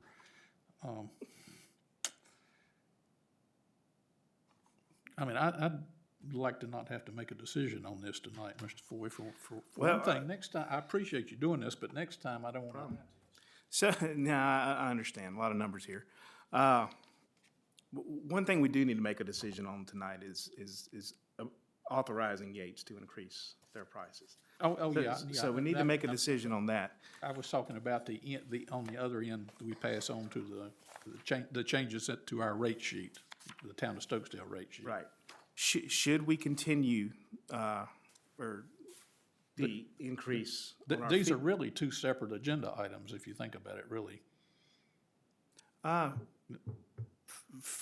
Fair enough. Possibly, anyway. You know, through my if our point. cost goes up, you know, there's a flip side to that too. So I look at it as kind of one of the same, but I accept that, you know, I accept your opinion. Well, there's nothing, not that we draw a big crowd, but there's nothing on this agenda for this meeting that would have alerted the citizens out there that we're going to start changing the fees for taps. I think it's a fair point. You know, if I'm a citizen reading about it and seeing that our cost is increasing 20%, I'm gonna be scratching my head, you know, Yeah, wondering. I would like to tell anybody that's just wanting to buy one, they should hurry up before these get raised on them, but Well, those are the points I would make. if we don't vote for it tonight, that's the fair warning, that our cost of doing business for tap installation is increasing 20%.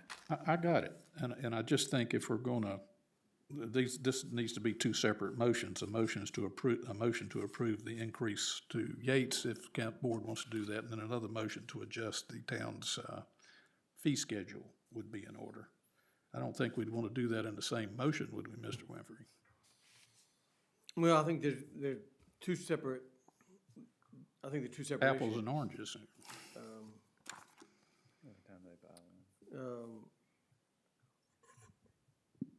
Yeah, I'm not sure the agenda may not have given people notice about the water rates, their rates for hookup to the town system increasing.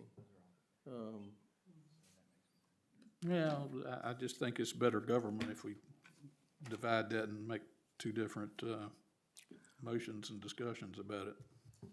Well, I would favor a best practice and transparency over, you know, what's going to amount to a small amount of money. So for tonight, let's focus I'm just gonna keep, my motion's only gonna be specific to accepting the, cost increase.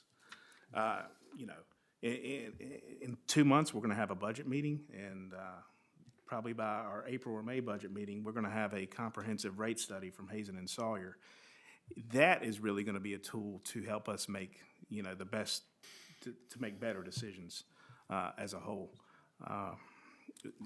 So, I assume the new rates will be included in the proposed budget. absolutely, they would be. Yeah, I mean, every year. in the Then everybody schedule. has a notice of it. Then it's Yeah, not a problem. absolutely. Absolutely. So, thank you for the discussion, the feedback. With that, I'm just gonna limit my motion to, make a motion to accept the 20% price increase, as submitted by Yates Construction dated January the 2nd, 2025. I'll second the motion, Mr. Foy. And, okay, thank you, sir. I'm sorry, did I cut No, you no, off? no, Eric, some of this is not 20%. This item 3 down here. You see what I'm saying? okay. Then my motion's gonna be a little bit simpler. 240, yeah, that's a little shy of 20%. They're actually giving us a good deal on this item 3. I don't- What we're doing, so, but it's not 20%. I've looked at this, I don't see a problem with it. They've been holding the line, and I know how much things have gone up. I don't know how we can complain. Well, I don't see any problems with it. I'm just saying it's not 20% across the board. Well, that's not the motion, though. The motion is just to accept the fees as stated. Well, it's about to be. Yeah, That it's was my about motion, though. Oh. I withdraw that motion. I am going to make a motion to accept the new, the new cost structure from Yates Construction as outlined in the memo to the town of Stokesdale, addressed to the town council members dated January the 2nd, 2025, and signed by Gene Robertson of Yates Construction Company. I'll say. That's it. Okay, Mr. Winfrey, one question. Is this signature by an employee of Yates Construction Incorporated, or Yates Construction Company Incorporated sufficient, or should we ask for the signature from the president and counter signature by the secretary? We okay with this? I think we can, he's Mr., is it Robertson? Robertson. I think he's, reporting that he has authority to make this proposal, so I think, If he's a vice president, he would. yeah, so I think you're fine to, And I'll add To this. rely on that. This is a letter to you all informing you of the price increase. There will be a contract that is signed by Mr. Yates and will need to be signed by Mayor Crawford. This is preliminary. Can I interject here? Just generally, you know, we have a little bit before notice. Does this mean that these prices are gonna be effective January 1st, even though we've, you know, the contract won't be signed until later this month, probably? Would it be more appropriate to have that contract, have the prices go into effect when the contract goes into effect? Be it February 1st or after the contract goes into effect? There's no way this can be construed as being a retroactive approval going backwards to any date, right? Well, that's my, I mean, I know we're talking about effective the beginning of the year, but it sounds like we're not gonna actually be under contract until later this month, so. Yeah. Yeah, I understand. I would say that it would be hard to make that retroactive, but I would say that the rate increase is at the request of Yates, so they would have to be agreeable to that. I don't think that they would not be agreeable to it. Well, January, don't say January the 1st. Ms. Thacker has to have a date certain to approve the increase. We want to keep her out of jail. I would say that the contract would have a begin date on it, and of course, it would be effective upon execution, so I would, as soon as they can get the contract here and Mr. Crawford is okay with it and can sign it, we're good. And it sounds like the contract would have basically what Mr. Foy's given you. It would be the same breakdown as last time from 21. It's just the updated prices. And that 1 and 21 had a signature on there from the mayor at the time and Mr. Yates. So it would be the exact same thing. And it does have an effective date on there. It does. It doesn't have an expiration date, so. Correct. You know, Well, it would be, I mean, Yates can start charging us in January 1st So, And it would not be under any kind of contract. They're saying this is your new price. well, okay, I'm okay with voting to approve the increases, effective to the day's date, but since I don't know what was done since the first of the year, I might be approving an increase for a larger contract than I realize. I don't know if there's anything major, a work order been billed to us or anything, but I just kind of prefer today's date, so far as the effective with the increase. And then the matter of the contract Mr. Wagner mentioned that's gonna be drafted by Yates, reviewed by Mr. Winfrey, I hope, and then are we voting to approve that, assuming that Mr. Winfrey's okay with it, and allow the mayor to sign it if he's okay with it? Right, yeah, I would hope that the motion would include language that would authorize the mayor to execute an agreement with Yates consistent with this Well, memorandum. Mr. Foy, would you consider modifying your motion to include a review of the document that's gonna be submitted by Yates Construction and to, allow the mayor to sign it if the mayor approves of it? Yes, I would. And how about a date that this goes into effect? Because they're gonna be charging us these numbers until the contract is signed. We're not under a contract now. Well, I really don't know how to handle that, sir. All right, I'll make the date effective, January the 10th, if this passes. So that's not retroactive, that's tomorrow. Okay, And I'll accept Tim's amendment to the motion. Mr. Landrith, you had seconded. Do you accept the amendments? Oh, yeah, yep. Okay. Is there any further discussion?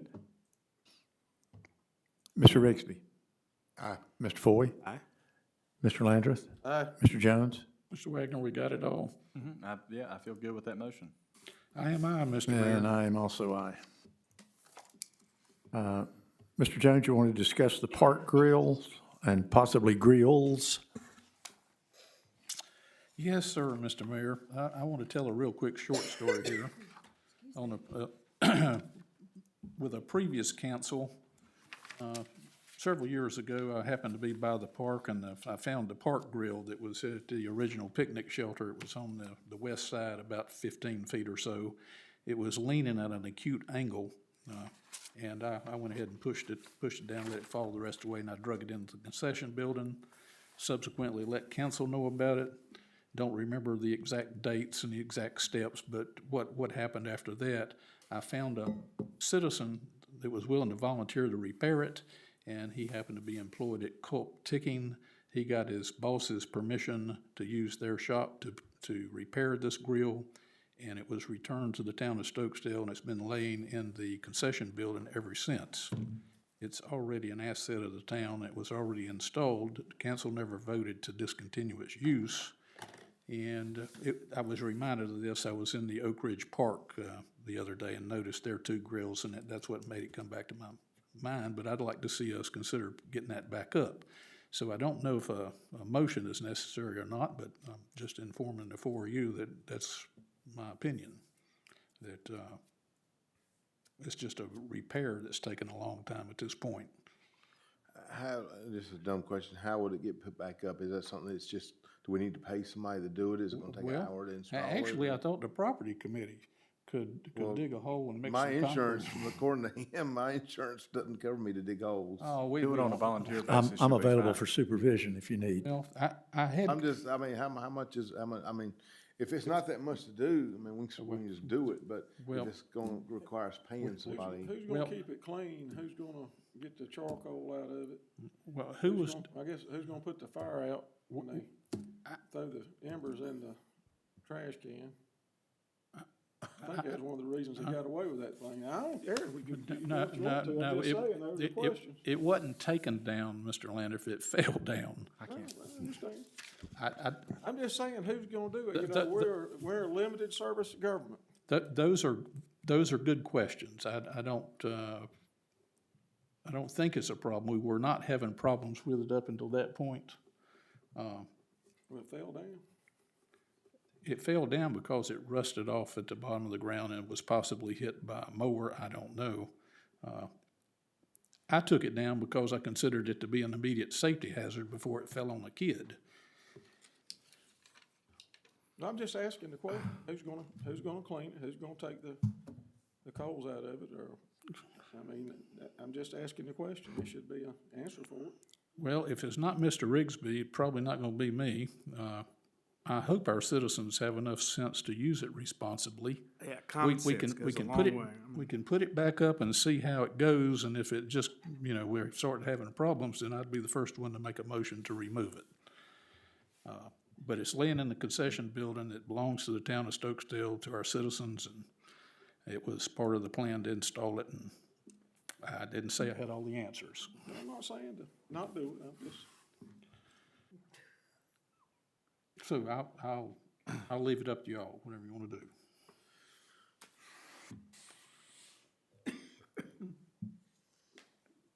I'd like to have it put back up. I think we could put it back up and let's see if let's see what happens. I mean, let's have it for the summer. I was surprised. We were down there, Mr. Jones and I were down there for an event not too long ago, and I was surprised the individual had to bring in their own grill.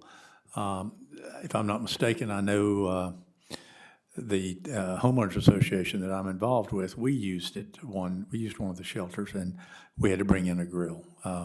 That was a little surprising. So that thing's been down. That grill's been down for a good long while. My thought was, if it works, let's add another one to the other shelter. I would caution that, of course, someone probably knows much better than I, this thing needs to be mounted so that it is not under the shelter or not even close enough to the shelter that any kind of radiant heat would affect the shelter itself. Is there any objection to putting it back up? I think Mr. Lanner's making one. Well, he voices some concerns. I didn't say I was making an objection to it, I just said who's gonna clean it. I mean, Yeah, we always talk about having people working in hours and things, I mean, we don't have a. Is it too late to amend that administrative We assistant? don't have a, well, there we go. I mean, if it's 20 pounds of 21 pounds of charcoal, he won't be able to do it. You burn it, it's pretty light. I'm just, You're you right. know, it's gonna They're get- legitimate concerns, but I just, does anybody object to having it installed again? That's my question. As long as you and Mr. Jones are gonna keep it up, I don't care. And that's not a condition of it being reinstalled. Look, I'm not objecting to it. Let's be honest, we can Mr. talk Ladd- about it till the cows I'm come not home. objecting. Yes, okay. It'll be sitting there a year from now. If beside there's no speed bumps. objection, let's proceed with getting it installed. Mr. Jones, I think I may be able to take a machine and dig the hole or. can I help you with that in any way? Well, you might be able to, or seek out someone else that has a machine. I like that idea. I can, from memory, point to the spot where it was located. We'll probably have to slip over a foot or one way or the other to miss the old concrete in the ground and what have you. But, yeah, I would like to, remind us that we have Mr. Rigsby to supervise this operation, being the current property committee. So, we'll interface with him about the matter. And don't forget to call 811. Well, there's that. I can see y'all investing something. I don't think we're going that deep. If we strike oil, Better go pretty deep if you want that thing to stay up. Let's go wide instead of deep. Okay. so since it's basically been pending, I don't see the necessity of us voting on it. It's a park Nope. repair that's just been deferred.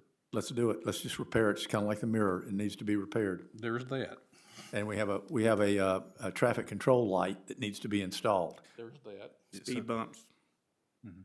Say again? Hey, we had to Speed talk bumps. to the- And speed bumps. I The can speed provide an bumps. update on the traffic sign. All right. So there are some updates on that. I'm glad you reminded me of that. So I submitted an encroachment agreement request to NCDOT, and it was declined. So I have to resubmit that. I didn't realize those were as tedious as they are. It's the first time I've ever submitted one. So I'm going to work with Mr. Robertson from Yates Construction to resubmit that encroachment agreement, and in turn, they are also working on getting a post that will be suitable for that sign, and they will be the ones to install it. It's just a matter of getting that encroachment agreement from the state. So, tedious process that I don't think anybody expected. Okay, yes. Will you give us an update next, at the next meeting? Yes, I hope to, yeah. Okay. Be glad to. Very good. So would it be appropriate, the gentleman that we had in here a while back to do some general handiwork, would it be, do we have enough projects maybe to get an estimate from him to do all these projects? What are we getting ready to do? We're gonna dig a pole. So of the projects that I think you all have referred to, the radar speed sign, I wouldn't worry about. That is being handled by Yates Construction. That's more of a, that's gonna be a safety issue to just let anyone do that because it's gonna be put on the side of a major highway, US Highway 158. So I think Yates would be best opt to do that with lights and trucks and all that. And they are good at handling traffic flow. The outstanding projects at the park would be the installation of a mirror. We have the mirror. It doesn't quite fit the old brackets, so we need to find a good way to install it. We have speed bumps. There are 9 speed bumps that need to be installed. And there's the new project of the grill. Anything I'm missing? Those are all simple enough. Betwixt us, we should be able to get that done or find volunteers to help us get that done, Mr. Also, Rigsby. what about the water fountain? Let's go back to that. We're gonna have to go to somebody, who does water. I looked that up just recently, and if they're not in Greensboro, they have some association with someone in Greensboro that does water fountains. Now, whether they can do the outside water fountain, I'm not positive, because I haven't pursued it. I just was looking to see if we couldn't find someone, and I think that's the place to start. I happened to be in a bank the other day, and they were having trouble with their water fountain, and I failed to get the name of the guy or the name of the company that was doing Mayor. the service. But I think I could probably follow up with the bank and find out who they were. Yes, sir. In regards to the water fountain, I'd like for me and you to have a conversation about it and before you bring that back to council. I'm not bringing it up. I didn't bring it up. I just said, Somebody brought up a water fountain. Mr. Wagner, I believe, mentioned. Mr. I brought it up, but. I'm sorry, if Mr. it's sitting Rigsby in the mentioned building, it. Well, the we're water gonna let it fountain sit that's in in the there, building, the we're new gonna put water it- fountain, the old water fountain, so whoever bought that, isn't that correct, Tim? I think so. There are just some options there. If the mayor's interested, we'll have a conversation about that. We've just kind of, I agree, it'd be nice to get that done. Okay, I'm certainly open to it. Okay. Next item was the Boy Scouts trail, walking trail. Mr. Landreth? That was mine, sir. Oh, I'm sorry, Mr. Rigsby. So Ms. Neasel, I was speaking to her on some other matters this week, and she mentioned to me that during the fall and the winter, the leaves have tended to cover the trail, and they have been out here a couple times themselves blowing the leaves off, and they were just requesting that in the fall and the winter, would it be appropriate to possibly have the town vendor for the landscaping maybe to blow it off a couple times as needed, just so people can use the trail, because it's not being used if it's covered by leaves. Let's ask the vendor what they charge us. You talk about the walking trail through the woods? Correct. Yeah. But leaves are part of the woods. Yeah, but they're gonna cover the mulch, so I mean, and eventually the trail would disappear. Well, We need a trail committee like they got over at Oak Ridge. we need a volunteer. I'm just bringing it to you. I'm not asking for but it's just something she brought up. Well, I Maybe, what's that guy's name over there? It was a councilman. Maybe we can get him to head the committee up. if I can, just share an opinion, Mr. Rigsby, I do my walking in the woods. I don't like walking on pavement and sidewalks and such. Nobody else blows off trails in woods that I'm aware of in the whole area, but what usually happens is the foot traffic kind of grinds the leaves up, and it's kind of a non-issue. But if we have mulch that's already there, I don't see a problem with incorporating the leaves into that mulch using the foot traffic. I don't know that there's necessarily mulch there. I think it's just a pathway cleared, cleared of stumps. And there's, it kind of goes to the same point of as trees fall across the pathway, do we have a mechanism for the landscaper possibly to, periodically walk the trail and just clear it of small limbs and trees. I thought that was you with a chainsaw. I don't own a chainsaw. I got one. I borrowed Mr. Landris. I got 4. You borrow mine. I ain't got electrical now. I got one of them. All right, But all we right. go back to We can carry insurance. this on. Let's decide on this. Are we gonna, will you proceed with having the landscaper do this for us, or are we settled with letting it au naturel? Well, I think we need to probably look at it maybe and get a better idea what they're talking about. But I do think going forward with the landscape contract, we may want to incorporate at least having some light maintenance done periodically. well, Just- Have you walked it this fall, by the way? I haven't since it was put in. You have? Yeah. And There's leaves is on that, There's leaves on is it to the point that it hides the trail? Yes. Is it really? Yeah. Oh, okay. then it's not getting very much use, but I'm just kind of reluctant to start spending money blowing leaves in the woods. But, I think maybe we could define this complaint a little better and make, you know, it may be that someone's a little scared of slipping on the leaves, or they're scared of snakes, or see if we can get to the bottom of Well, that's a big investigation. So well, you're That's a lot of qualified. Well, guys, A lot of questions it's there. 5 of us. We could get together and get 5 blowers and, Wait a just minute. walk. Wait, walk- I'm I not mean- certified. I don't know if we need to maybe look at the markings of the trail instead. I don't know. Maybe we just need to go down and look at it. and get some ideas. We could get old T might in come with us. We But got a that- little time before Obviously, the spring. goal is for the citizens to use it. So we need to figure out what's going to encourage them to use it, make sure they feel comfortable and safe using it. So, Well, Okay, let's leave it at further investigation then. How's that? We'll bring it up at Robbie, if you would, add the nature trail to our next agenda. Is there any objection to that? To our next meeting agenda? not from me. Any objection? What are we gonna talk about? What we need to do, do we need to proceed with actually marking the trail as in some edge to the trail? Or do we need to blow the trail with, occasionally, blow the leaves off the trail? I think that's the discussion. Isn't that where we're headed right now? well, yeah, maybe, but also, like I said, I do think a little further out, we need to talk about what is our mechanism going to be if trees fall across the trail, stuff like that. That's a good point. You know, can we work that into the contract for the landscaper so we don't have to have an agenda item over every tree or bush? But Fair enough. So I'm just something to think about I'll tell long you, in the term. next 3 years, well, Tim's gonna. Because there was a lot of dead trees out there when I went out there. Is there a lot of trees over the trail? Well, there was a lot of trees. They cleared some No. when they made the trail, but the point is, it's pretty damaged woodland out there. You know, small trees. They've just laid over and sit there basically. I'll tell you what I'll do. You walk down there and show me what they are, I'll bring my chainsaw and we'll cut them babies up. I'll, in the short term, I'll help Jimmy. I mean, we'll get over this and figure I out don't the know if best there's way any to there handle it. now. I'm just saying, I'm going just saying if a forward, tree falls down, they we will cut a fall. path And it's through the that woods. tree. They're gonna fall eventually over a trail eventually. I don't want our trail project to turn into Again- $10,000 upkeep. No, but I don't want it to turn Again, into a woodland. again, we'll take a look at this and discuss it at our next town council meeting. Any objection to that? So we'll pass that on.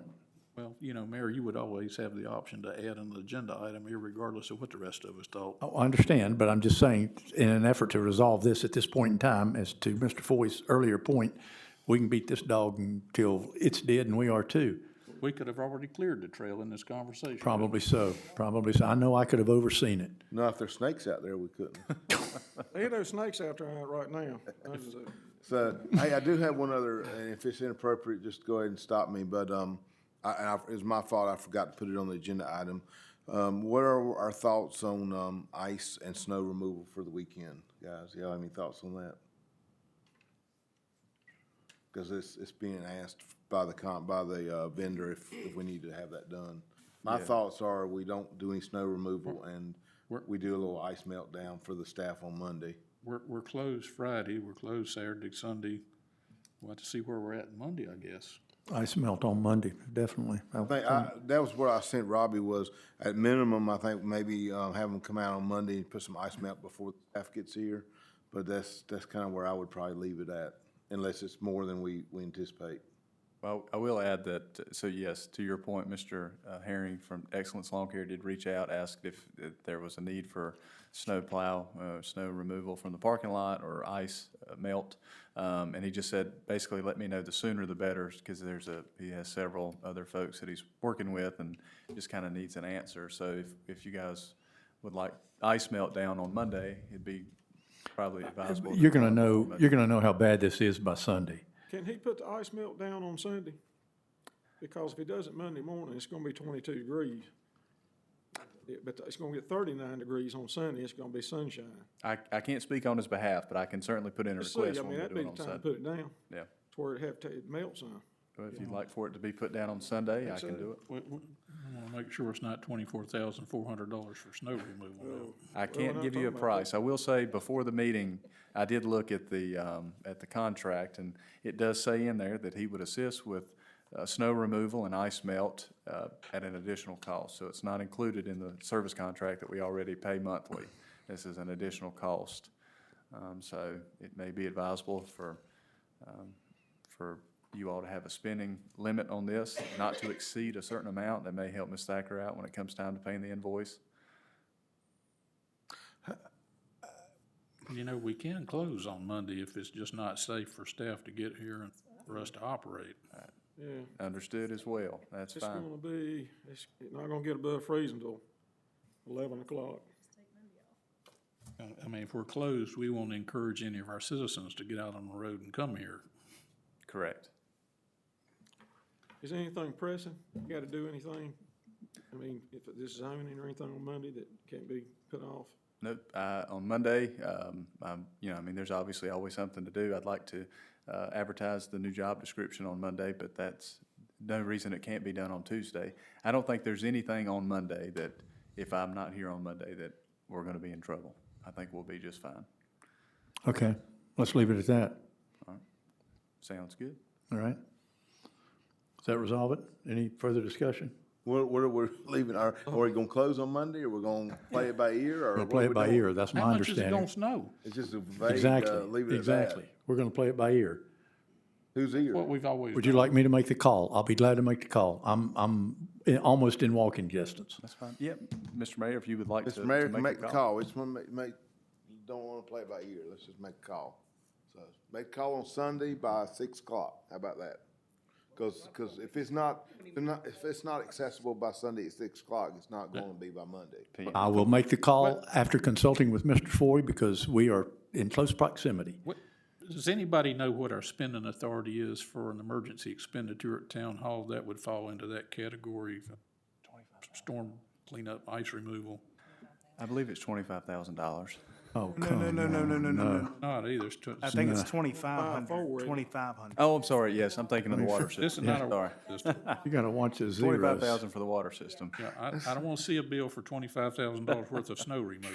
If we get that bill, can we get at least get 5 trees cut down in the meantime, same time?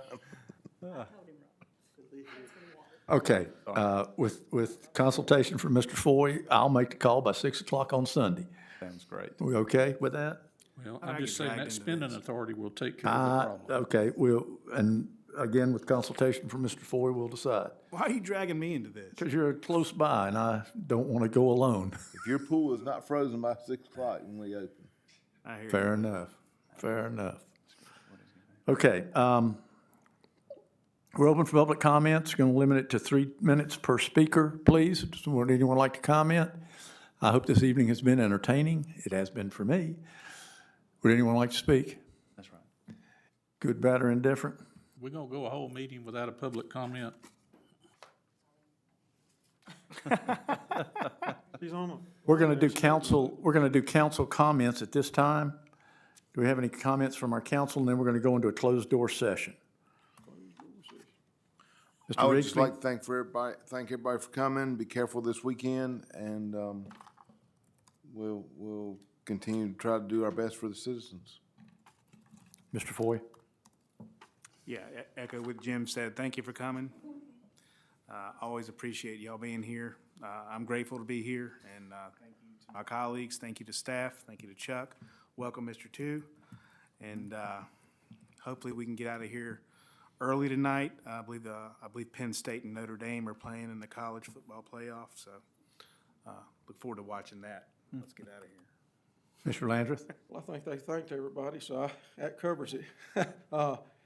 If you know anybody that wants to rake any leaves, maybe shovel some snow on the path, we need volunteers, so. Empty charcoal. Install some speed bumps. Yeah, hey, we could, I'm serious, cut trees. Mr. Jones? I'll extend a thank you to the 4 citizens still here. Thank you. Mr. Mayor, if I could, Yes, sir.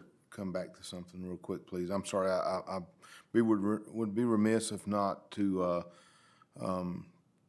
ask the council to have a moment of silence in honor of Officer Michael Horan, who was buried today for Greensboro Police Department. If we could do that real quick. Without objection. A moment of silence.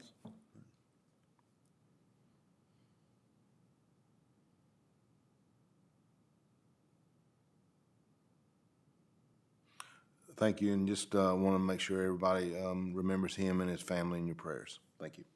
I too would like to welcome Mr. Chu. Very good. Glad to have you. Look forward to working with you. Thank everyone for being here.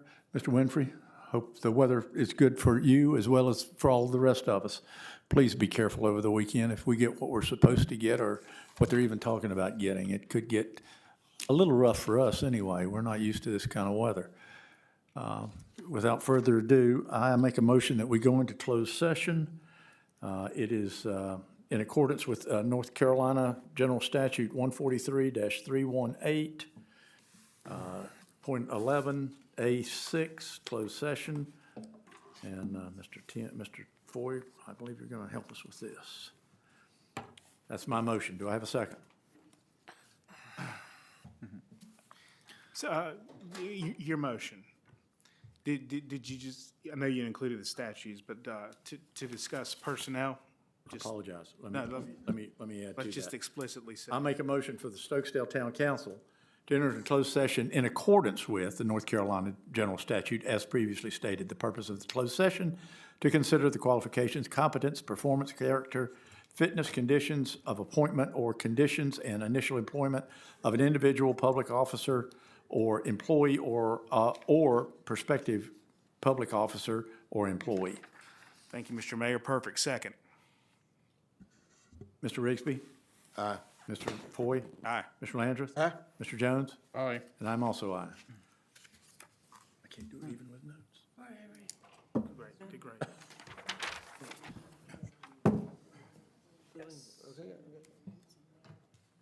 It used to be the top enforcement, are they still? Okay. Thank you, Mr. Chief. Great job. Very thorough. Appreciate it. Yeah, thank you very much. I think we've all agreed just to let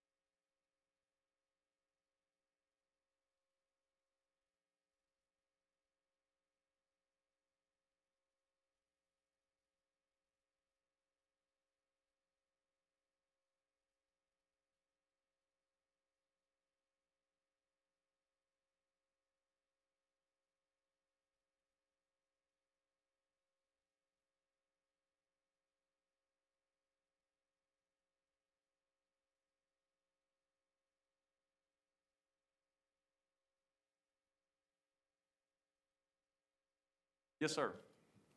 You pay Social Security, and you have to participate in the retirement plan. Yes, sir. And Social Security, FICA, Medicare. You know you don't have to, you don't have to participate in your retirement plan with your company. You know that, don't you? Well, I mean, Yeah, you do. If they require you as part of your employment, you do. You don't have to do it. All you gotta do is say, no, I'm not gonna give you my 6% or whatever. well, that's. No, I don't think so. 'Cause Oh, yes, that's a fact. Yeah, I don't know about that. Don't we have to come back in? I'll make Anyway, I'll I'm make sorry, a I'm motion that sorry. we I'd reconvene. yeah, okay. Motion to reconvene, I second. Okay. And Mr. Rigsby, I'd like to make a motion that, Well, effective, let's vote. Say aye. Aye. Mr. Foy? Aye. Mr. Landrith? Aye. Mr. Jones? Aye. And I'm also aye. Let me do a couple of announcements, and then we'll go to the motion. May I? We have an announcement that the regular town council Board of Adjustment meeting has been canceled. That's the one dated for January the 14th. I think Mr. Wagner mentioned that before. The January 16th meeting for regular town park improvement meeting is scheduled for 5:15 on the 16th. On the 20th, you have the town council closed. Mr. Wagner mentioned that. And on the 23rd of January, the regular town planning board meeting has been canceled. February 11th is the next regular town council adjustment, Board of Adjustment meeting, and that's at 7 p.m. That's still on the schedule. And then we're due to meet again for the town council meeting on February the 13th, 2025, again at 7 p.m. Now, Mr. Rigsby.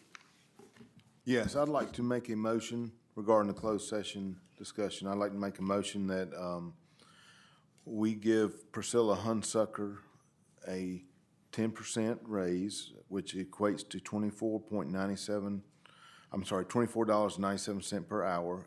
It will be classified as a merit increase, and it'll become effective January 19th, 2025. I'll Do I have a second the sec- motion. Everybody seconds, okay? Any discussion? Somebody has to win. Any discussion? Me. Okay. I just want to say that Go ahead. Priscilla's done a fantastic job, throughout her tenure with the town of Stokesdale, which began before I got here. But she took the water system customer service manager position about 2.5 years ago. Throughout that time, she just continues to do fantastic. Our number of water customers has increased somewhere between 20 and 25% during that time frame. So, what a deserved increase, and I'm just grateful for everything she has done. I would like to concur and say, Priscilla is the face of Stokesdale. When someone walks in town hall, that's the first person they see, and she's represented well, and just want to congratulate her on a job well done. Any further discussion?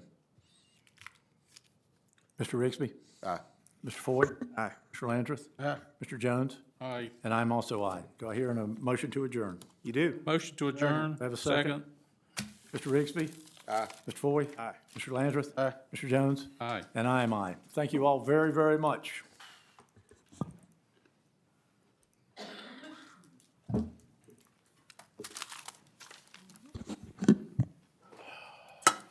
Chuck, I used to work at Was there this a job. problem with that sheet? When I first got out of high school, I worked at, natural gas.